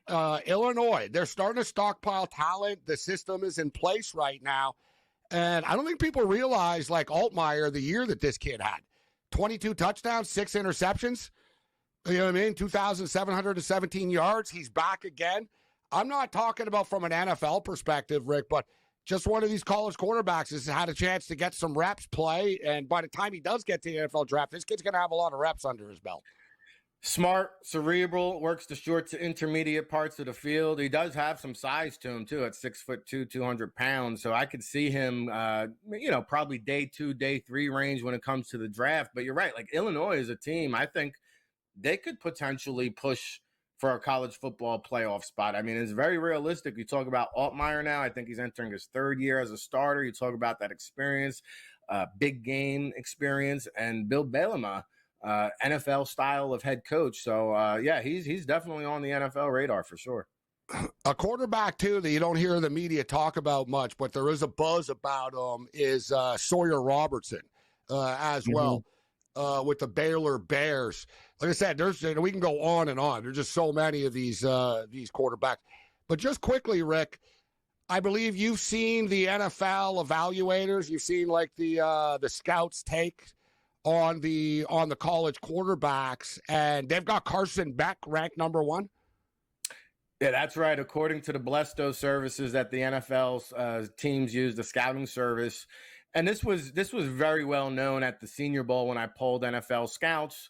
You know, I said, who are some of the quarterbacks you're looking at? Carson Beck still had the respect of NFL decision makers, even though he had an off year. He's got coming off surgery off the UCL on his throwing elbow, right? So that's a concern. But at 6'4", 218 pounds, coming from that Georgia program, now in Miami, he is the top rated signal caller. Now, they, just for the record, they don't they rate some underclassmen, but not sophomores, like redshirt sophomores like Arch Manning are not going to be rated by those services. But Manning and Sellers are my number 1, number 2, and then Carson Beck and Garrett Nussmeier would be 3 and 4.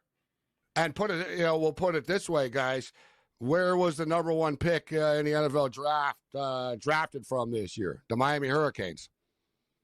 Just saying, like, you know what I'm saying? And Carson Beck has more, higher pedigree than Cam Ward did at, their stages of their career.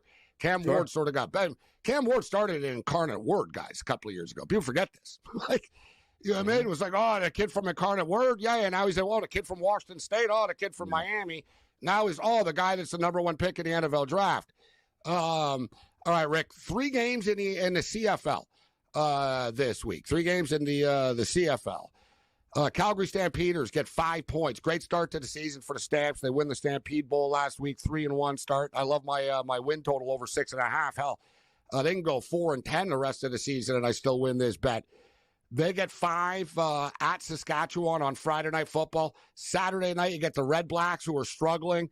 And I tell you what, I got to tip my cap because I didn't see this coming from Bo Levi Mitchell, but he's throwing darts and bullets right now, bro. That offense, I mean, threw 5 touchdowns last week. Love the total of that game to go over the number. Red Blacks are getting 4.5, total up to 54. And the BC Lions get back in the winner's circle and maybe save their season with a season-defining road win against the Alouettes. They're 3.5-point favorites in Edmonton coming off of a nice win for the Elks, actually. Who do you like this week in the CFL in the 3 games? Yeah, listen, Saskatchewan's the last undefeated team. They're coming off the bye week. I think they're going to win this game, but I like the points. Give me the 5 points with Calgary there. That offense is I think that's going to be an over as well. Ottawa and Hamilton, I like Hamilton. I think the offense is clicking. Ottawa looks like it's going to be a long season for them, so I think Hamilton will cover there. And then Edmonton gets off the snide. They got another game at home. But, I like BC, what they're doing right now. So give me BC to cover. I think BC might have they got some confidence. BC were a little bit rattled. I think they got their confidence back. Rick Saratella, All Access Football. Get the breakdowns. Check out the website. Get the newsletter and all that stuff. This is SportsRage. Bring it.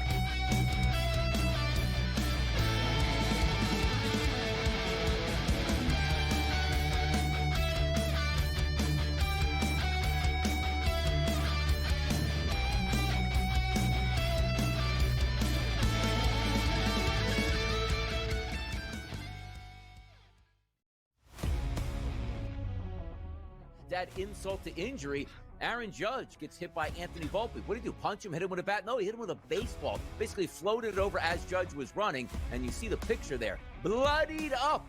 My goodness, man. What are the Yankees? They can't win games. They're losing guys to surgery, and now also the best player in baseball is getting lumped up by their shortstop.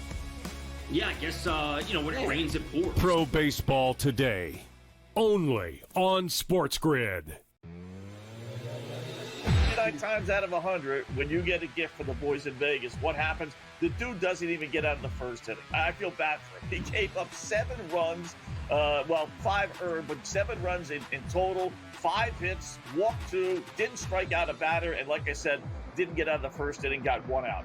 I don't know how they do, Joe, but I'm telling you, those lines didn't make any sense. In-game live, only on SportsGrid.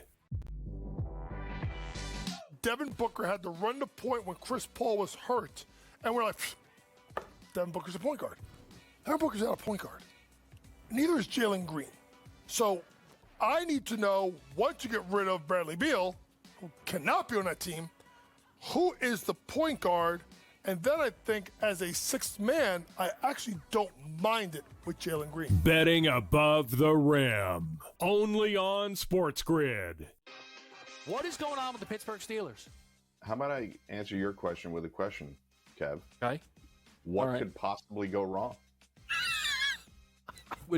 I would say it's possible that you somehow, in bringing in Aaron Rodgers, which is supposed to be a win-now move, look around at your team and go, wait, Pickens, Minkah Fitzpatrick, and TJ Watt aren't on it anymore? Game time decisions, only on SportsGrid.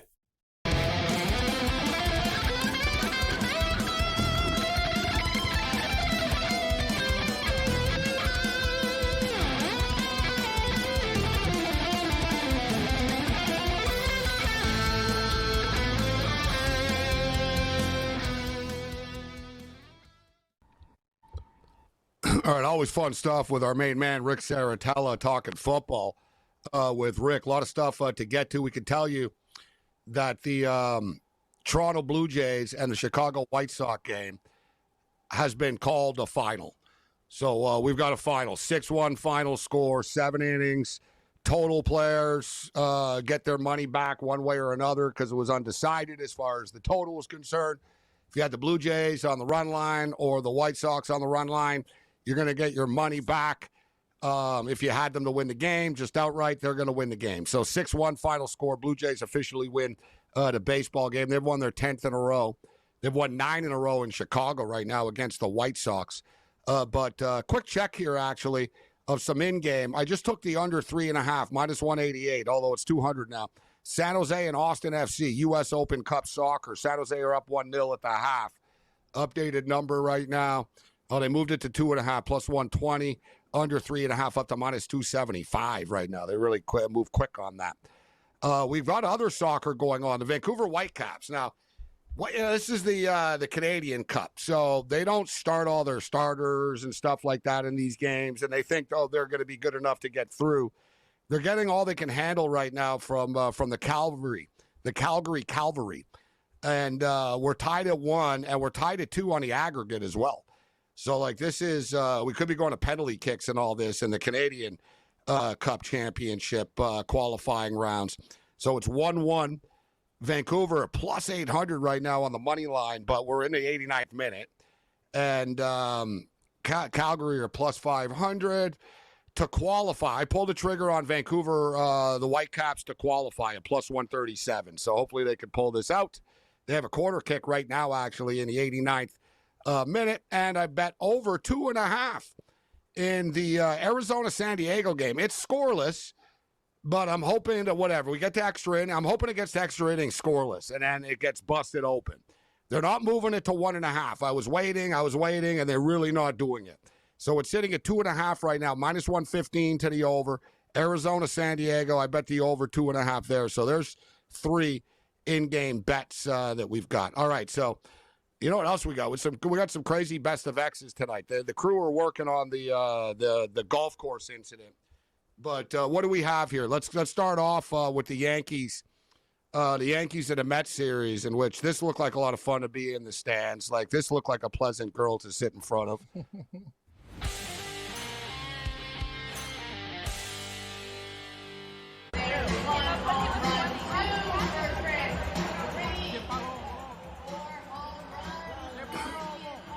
This girl's putting her feet in the dude's back. Now she starts kicking him and stuff.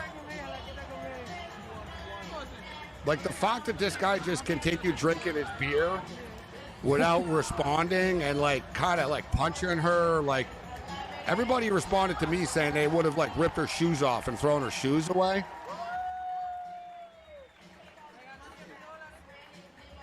So this guy's just, What's her deal? He's ignoring it. He's ignoring it. Until here the cops come and security comes. See ya. They got her, and she goes for one last kick on the way out. See, this dude should press charges. The fact that she did that kick, they're going to arrest her now. They probably would have just kicked her out before, but now she did that last kick. Hopefully she gets arrested, but look at this guy just keeps on going about his business. Didn't even move. There's no way in hell I would have not turned around and stuff like that. For sure. But this is why it's worse and worse. Civilization is worse and worse going to these games nowadays. It's all out chaos. You got to deal with this. You got some crazy girl sitting behind you, putting her feet in your back. Like I said, the patience that guy showed and not snapping and grabbing her leg or ripping her shoes off and throwing the shoes, or even worse. And he probably would have been justified, actually, to be honest. But she was a tiny little drunk girl, obviously. I don't know what the precursor to this was before the incident, but people online are basically saying that she was a menace to everybody in the stands, and he told her to shut up. So she started putting her feet in the dude's back. So there's some fun fandom, and we'll get this golf course incident which is freaking gold. We've been talking about it all day. I wasn't going to play it, then I realized, because there's so much swearing in it, then I realized, well, whatever, we'll just play without audio, right? And we'll get the good part, because it is long. It's 2.5 minutes, but we've cut it down and stuff.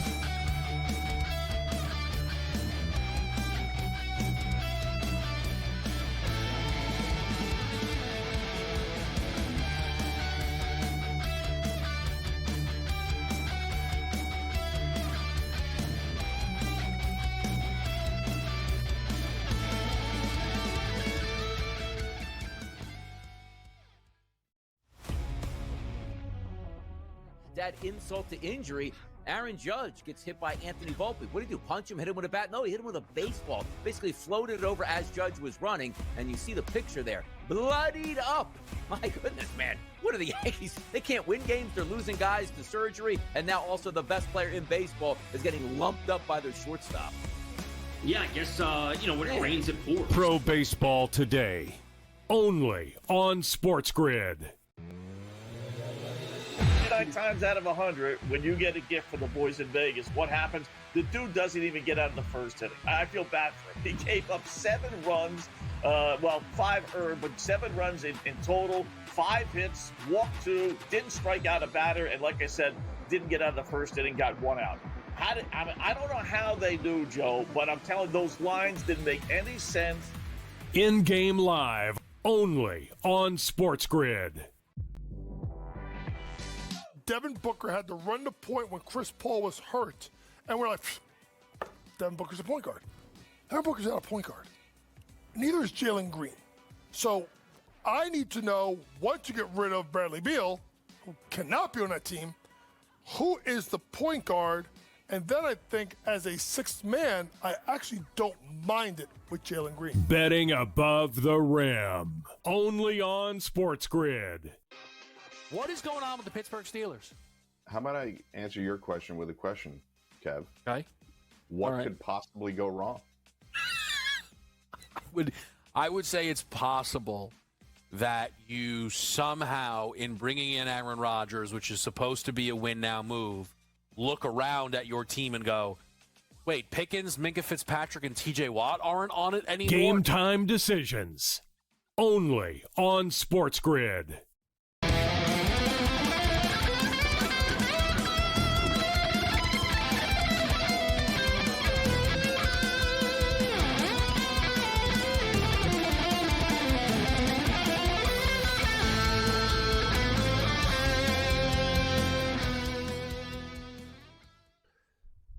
This is SportsRage. I am Morency. The pitch, the players, the hustlers, the people, the busters, everybody else in between. We're waiting on the steamroller, Scott Steen, ready to step up and in here in a couple of minutes.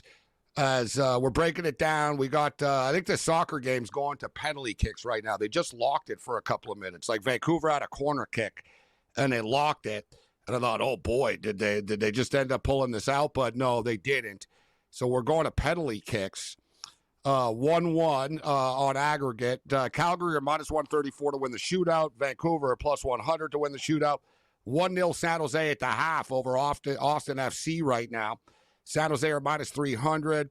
We took the in-game under 3.5, and we've got a bunch of baseball going on. I took the over 2.5, and even though they haven't scored, it's probably better for me if they actually get to to extra innings, scoreless, so we can get some runs going. But the bases are loaded right now. San Diego. Did they get out of it? Actually, yeah, they did. I think they got out so of it. The bases were loaded, and San Diego does not score, or Arizona does not score. Now San Diego's coming up, so we're still scoreless there. All right. While we wait for the Steen roller here, there was an incident. This is in Ontario on a golf course involving slow play. So basically these dudes, they were taking a long time. The group behind them caught up to them and told them, listen, we're going to play through because you guys are drunk and you're taking forever. And the dudes they started mouthing off. They were drunk and stuff. But the thing is, the dude that they were mouthing off to was former NHL player Nick Tarnasky, who is like an NHL tough guy, minor league guy, NHL guy, big dude, mean dude, tough guy. He's trying to play golf. These dudes in front of him are taking forever. So he was even he pulled up and he originally said to them hey, you guys are effing taking forever. He was confrontational with them, but he was like, hey, listen, you drunk idiots are taking forever. We're going to play on. Get out of our way. And these two drunk dudes started mouthing off back and forth. We can't play the audio because there's just every second word is an F-bomb on this, unfortunately. I wish we could, but we could, but I don't want to get the call after. So we'll play without audio. So here's the dude mouthing off that was taking forever. And the other dude is telling him, listen, you don't want to fight and stuff. It's not going to end well for you. And he goes, let's go. You want to effing go? So he throws his glasses off. He's a big, tough guy. He rips off his golf glove here. So he starts going. He's mouthing off, you want a piece of me? You want a piece? Let's go. So he's challenging. And the other guy goes, you're not scaring me, buddy. This is not going to end well for you. So the drunk guy decides to charge here. Now you'll see the hockey player on in a second here. All right, so he's like, let's go. He charges him. And now you see here the hockey player proceeds to throw him in the lake. So he pushes him in the lake. There's the guy's buddy. He's like, hey, bro, come on, man. He's drunk and whatever. Buddy gets up and wants some. All right, now that's where it gets bad for him. Boom. Oh, boy. So he gets drilled there. His buddy gets pushed. Then he wants more. Look at this. Buddy grabs him hockey style, grabs his shirt, just starts like getting him. Buddy gets up. Now he's like, stay down. Buddy gets up. He wants more. He comes back. Look at this one. He just tosses him. Oh, my God. I'm sorry. Now they finally get it. Now he's like, all right. Hey, like, you know what I mean? Like, oh my God. Now finally they're going to their golf cart. Now they realize, all right, maybe this isn't like working. That was unreal. That guy was wasted. Good. It's good with the audio. Yeah. I give him credit for getting back up all the time. I know. He took a lot of lumps there. The best, he throws him in the lake just to start. That's the best. Get up. Okay. He told him, like, previous to that, he said, I'm going to throw you and your golf clubs in the lake if you don't shut up.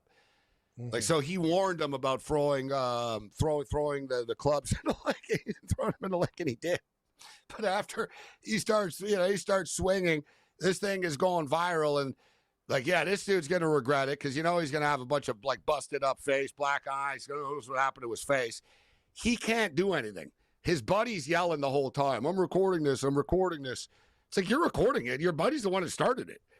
Exactly. Like, the NHL guy didn't start it. He was there telling you to shut up and like, I want to play through. And so he's like, oh, we have it all on film. It's like, yeah, whatever, dude. Your buddy like started all this, and you look like the jackass, but it's amazing, man. People will get a couple of drinks, and at first you can't see the other side of the video, so you don't know who the guy's mouthing off to. And during the melee leading up to it, like I said, it's like a 3-minute video online. So there's like they're talking for the first 2 minutes type of stuff, and the hockey player, Nick's friend, the dude that played in the NHL, his buddy says to them, listen, man, just let us play on. You don't want any problems like with us and stuff. Just, you know what I mean? Just play on. And buddy, the drunk guys basically told him to have off, and not those words, like even worse, like basically, suck this, suck that, go screw yourself. And then the guy in blue even taunted them. And he went up to the tee because he told him, if you don't drive your golf ball right now, I'm going to kill you. So the guy went up and he started screwing around. So the NHL player was, all right, that's it. Right. And so the guy said, oh, you want a piece and stuff. So they're going off. And like I said, this guy just looks like an idiot. Everyone's like making fun of him, like the spitting chiclet guys, and everybody's got hot. There's all kinds of memes of him getting beat up now everywhere. So listen, we've all been there. We've all said stupid things when we're drunk. But you figured after he got thrown in a lake, he would have realized, like, yeah, this guy, like, this isn't that's the guy rolled him into the lake. It's like you I want would have, more? like, after that, I would have been like, all right, listen, I'm drunk. I'm sorry, bro, whatever. Play on, play on. Exactly. Like, I would have been like, play on. Like, you know what I mean? That guy was stubborn. He took lumps. You saw the way. Show if you can, guys, the Mats can show. Show, like, the ragdoll toss at the end, which was the best. Like, he literally, like, threw him through the air. Like, he went, like, people counted, like, 14, 15 feet online. Like, when you watch here, look, he literally picks him up. All right, so here it is. Look at this. So here, roll this one, guys. Yeah, good job. So yeah, look at this. It's like a bag of trash. See ya. like at the end of the buddy was all the way down out of the water again. Look at this. He's like, all right, boom. Dude, that guy is so wasted. Like, fighting. He just thing is, so when you see how little he is and how big the other dude is, like, dude, what were you running your mouth for? And the thing is, too, because he said, yeah, I'm pretty tough. You don't know how tough I am. Like, the guy thought he was like a fighter or something. This is what happens. Like we talk about all the time. People want to test themselves against MMA fighters, hockey players, whatever. I don't think you do the guy's a hockey player. But the guy was like so big. I don't know why like the kid was mouthing off as much as he was. But it reminds me, too, of I was playing golf on a golf course, and we were super slow. Same thing. I wasn't super drunk, though, but we were just bad and slow. And the dudes behind us like started like driving like they didn't care. They were like, we're gonna make these guys make these guys hurry up. Like, and these balls started like flying around us and stuff. And I'm like, what the F? And a golf cart pulls up and a dude gets out angrily. It's just sort of like this. He gets out angrily. And it's Carl Dykhouse of the Montreal Canadiens. Except I just met Carl Dykhouse like a month earlier in the studio. And I see him and he's like, oh, it's you again. And like, so the thing is, I ripped him. And I was on the radio once on a Saturday night after a game, and people were really ripping Carl Dykhouse. And they were like, Dykhouse sucks. He's overpaid. He makes $2 million a year, blah, blah, or whatever. I didn't know he was in the next room in the station. He was coming on as a live in-studio guest on the next show, but I didn't know this. So I said, yeah, he's a stiff. And I said, it's not his fault, but he's a stiff. And like, so like I piled on him a little bit, and I end the show, and I walk in the hallway, and Carl Dykhouse is standing there drinking a beer. He goes, pleased to meet you. He goes, I just heard. He goes, you got quite the show there, Gabe. And I'm like, oh, hey, like, and he goes, I got to correct you guys, though. He goes, I make $4 million, not $2 million. Yeah, exactly.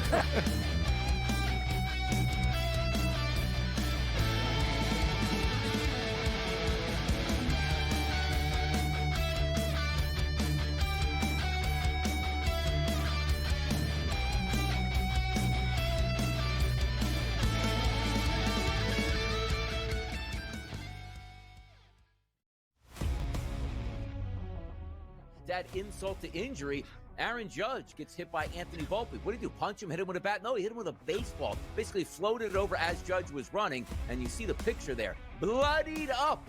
My goodness, man. What are the Yankees? They can't win games. They're losing guys to surgery, and now also the best player in baseball is getting lumped up by their shortstop.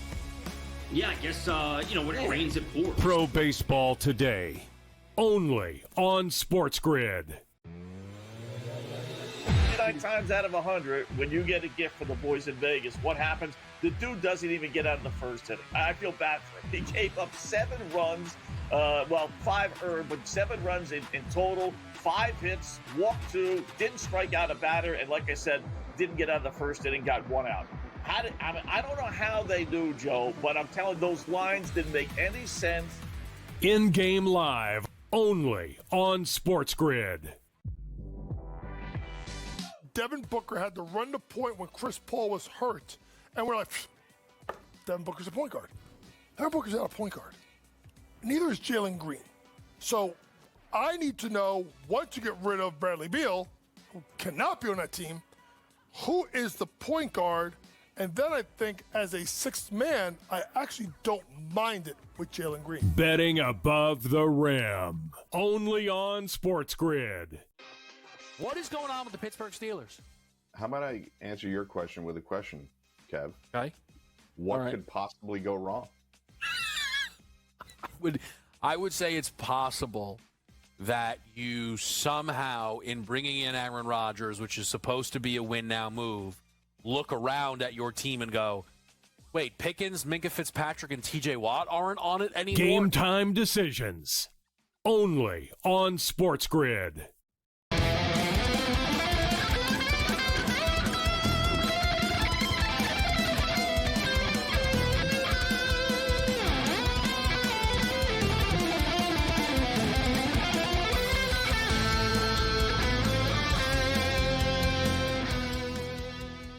That's what we want to do to Scott Steen. Throw him into a lake right now. Where's Scott?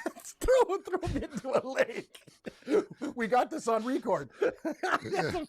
You guys got to hear. You got to hear it with sound. Like, so the dude's drunk buddy.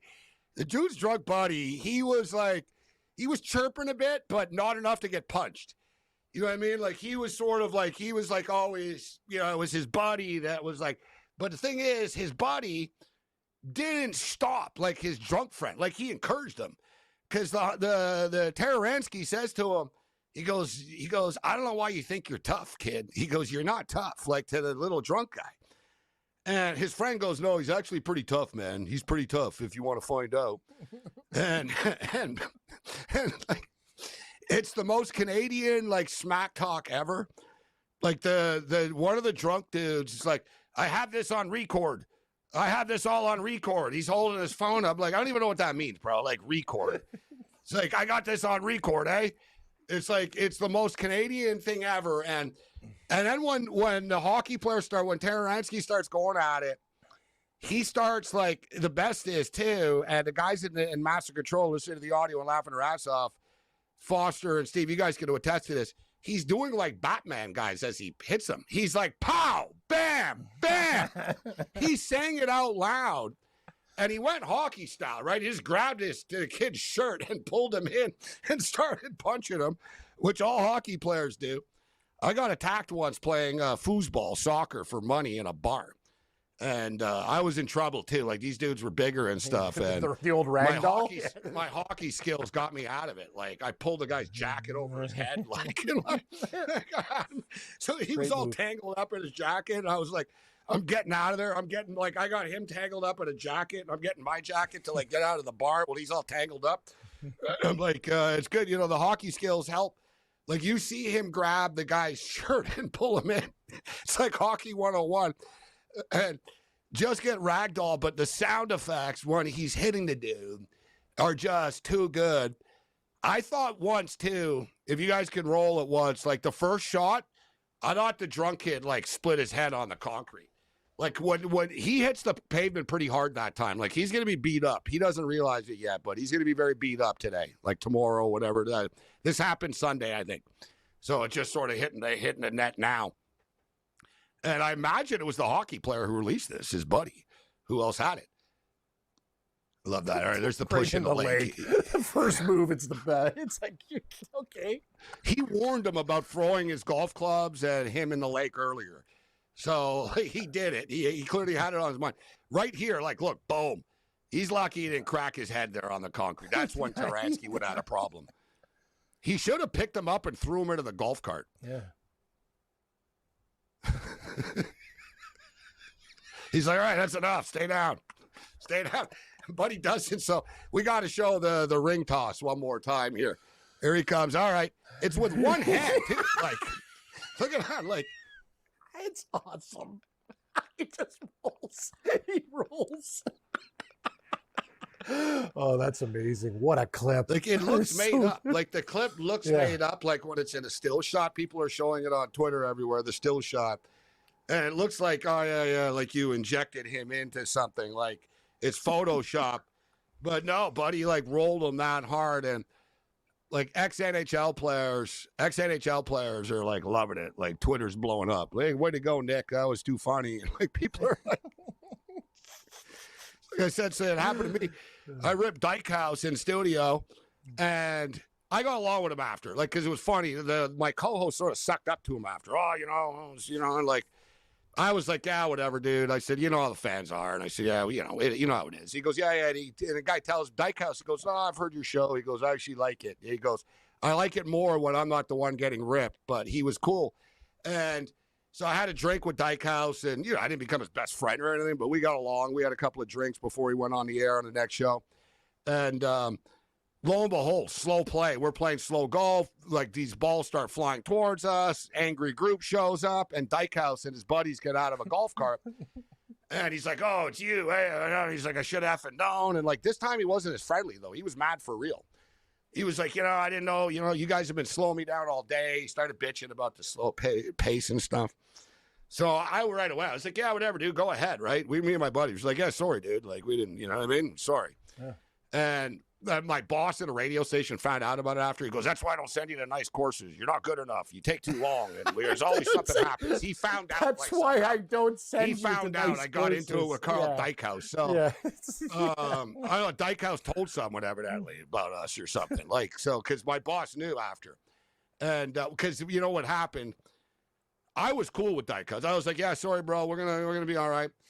And lo and behold, like, one of the guys I was with just had to do it. Like, and my buddy had a French accent. He's like, your plus minus is like minus 16. Oh, here we go. That's just like my buddy just came at him like right away, like with like this. He goes, you guys you didn't make the playoffs. Call this, huh? Like he started like chirping him a bit, like not like you suck, but like it was enough to like Dykhouse was sort of like what? So like I'm like, and I tell my buddy, I'm like, yo, bro, just back off, bro, shut up. Like people can't help themselves. They see Montreal Canadian players, they start chirping them. So I'm telling you, it's like a Canadian pandemic. When people see NHL players, they want to fight them, they chirp them. So I had to tell my buddy, hey, listen. My buddy did the same thing to Keith Van Horn. The same thing. We were at an NBA Hoop It Up. We were playing, and Keith Van Horn was the honorary referee, honorary like NBA player that was there or whatever. And our game got so like violent and stuff, and it was blood everywhere. So they stopped it, and Keith Van Horn came to scold us. So Keith Van Horn scolded like my team and the other team. Like they stopped the game, and Keith Van Horn like chewed us out for not playing fair in sport and stuff like that. And without missing a beat, the same guy that chirped Dykhouse told him. He goes, you were really good at Utah, but not so much with the Nets.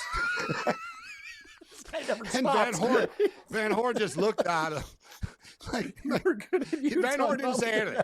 Van Horn like looked surprised. He was like, and he kind of like just put his hand in the air and he walked away from us. He was like, and he walked away like he was okay.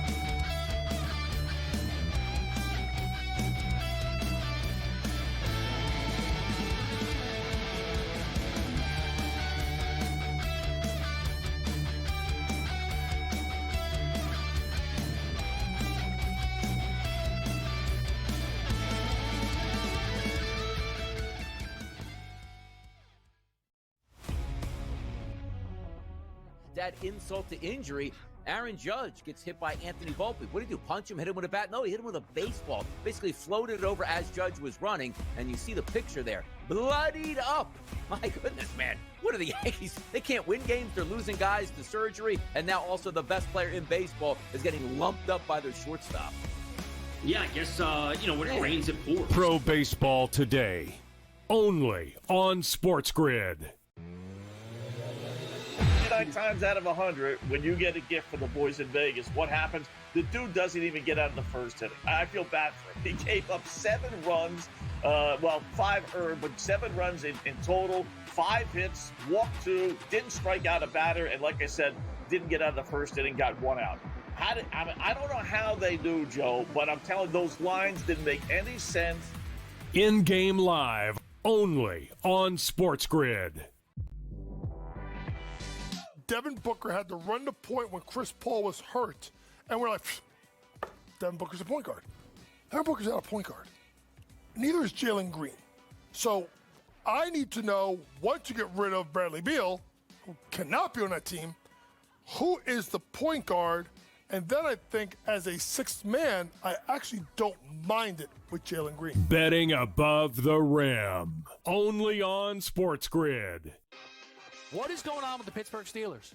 How about I answer your question with a question, Kev? Okay.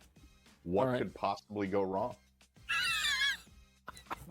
I would say it's possible that you somehow, in bringing in Aaron Rodgers, which is supposed to be a win-now move, look around at your team and go, wait, Pickens, Minkah Fitzpatrick, and TJ Watt aren't on it anymore? Game time decisions, only on SportsGrid.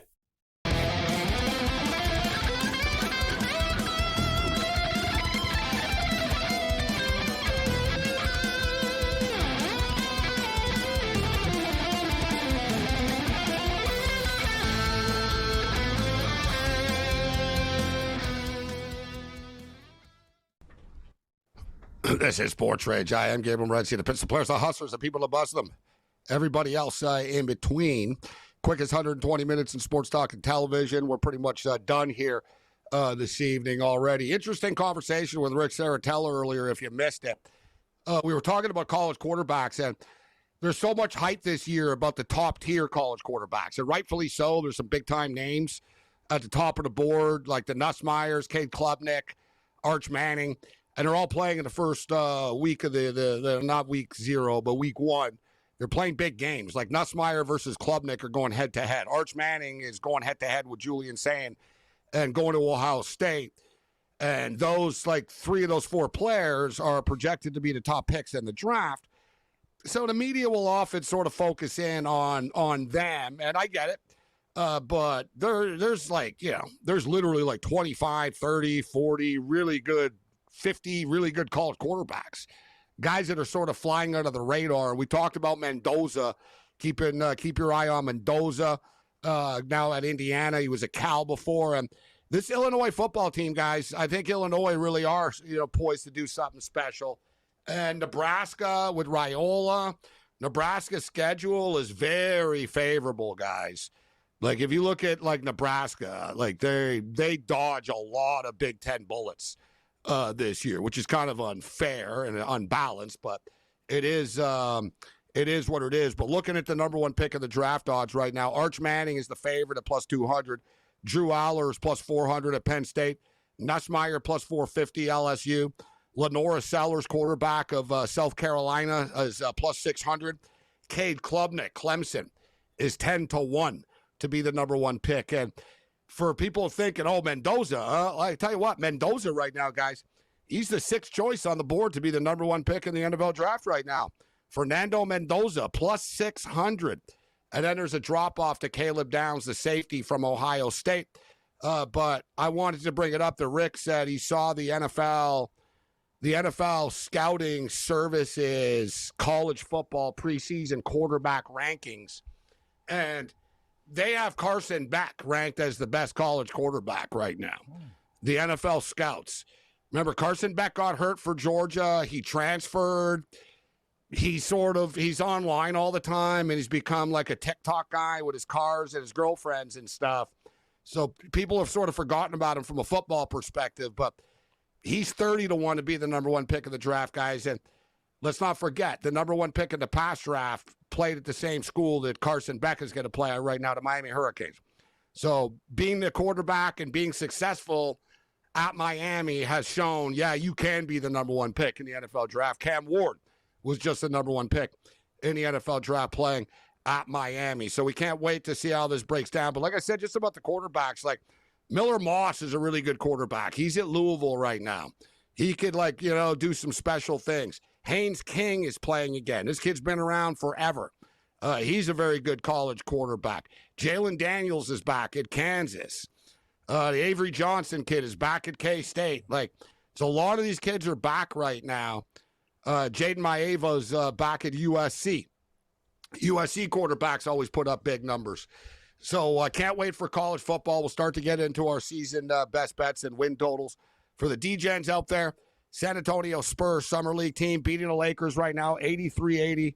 2 minutes left in that basketball game. Major League Baseball. Looks like San Diego. So it's 1-0 San Diego right now. We played the over 2.5. I'm not sure it's going to get there. This game might end 1-0. We talked about the Blue Jays. That game has been declared a final. 6-1, 7-inning game. The Rangers slaughtering the Angels 13-1. Cardinals up 4-2 on the Nationals.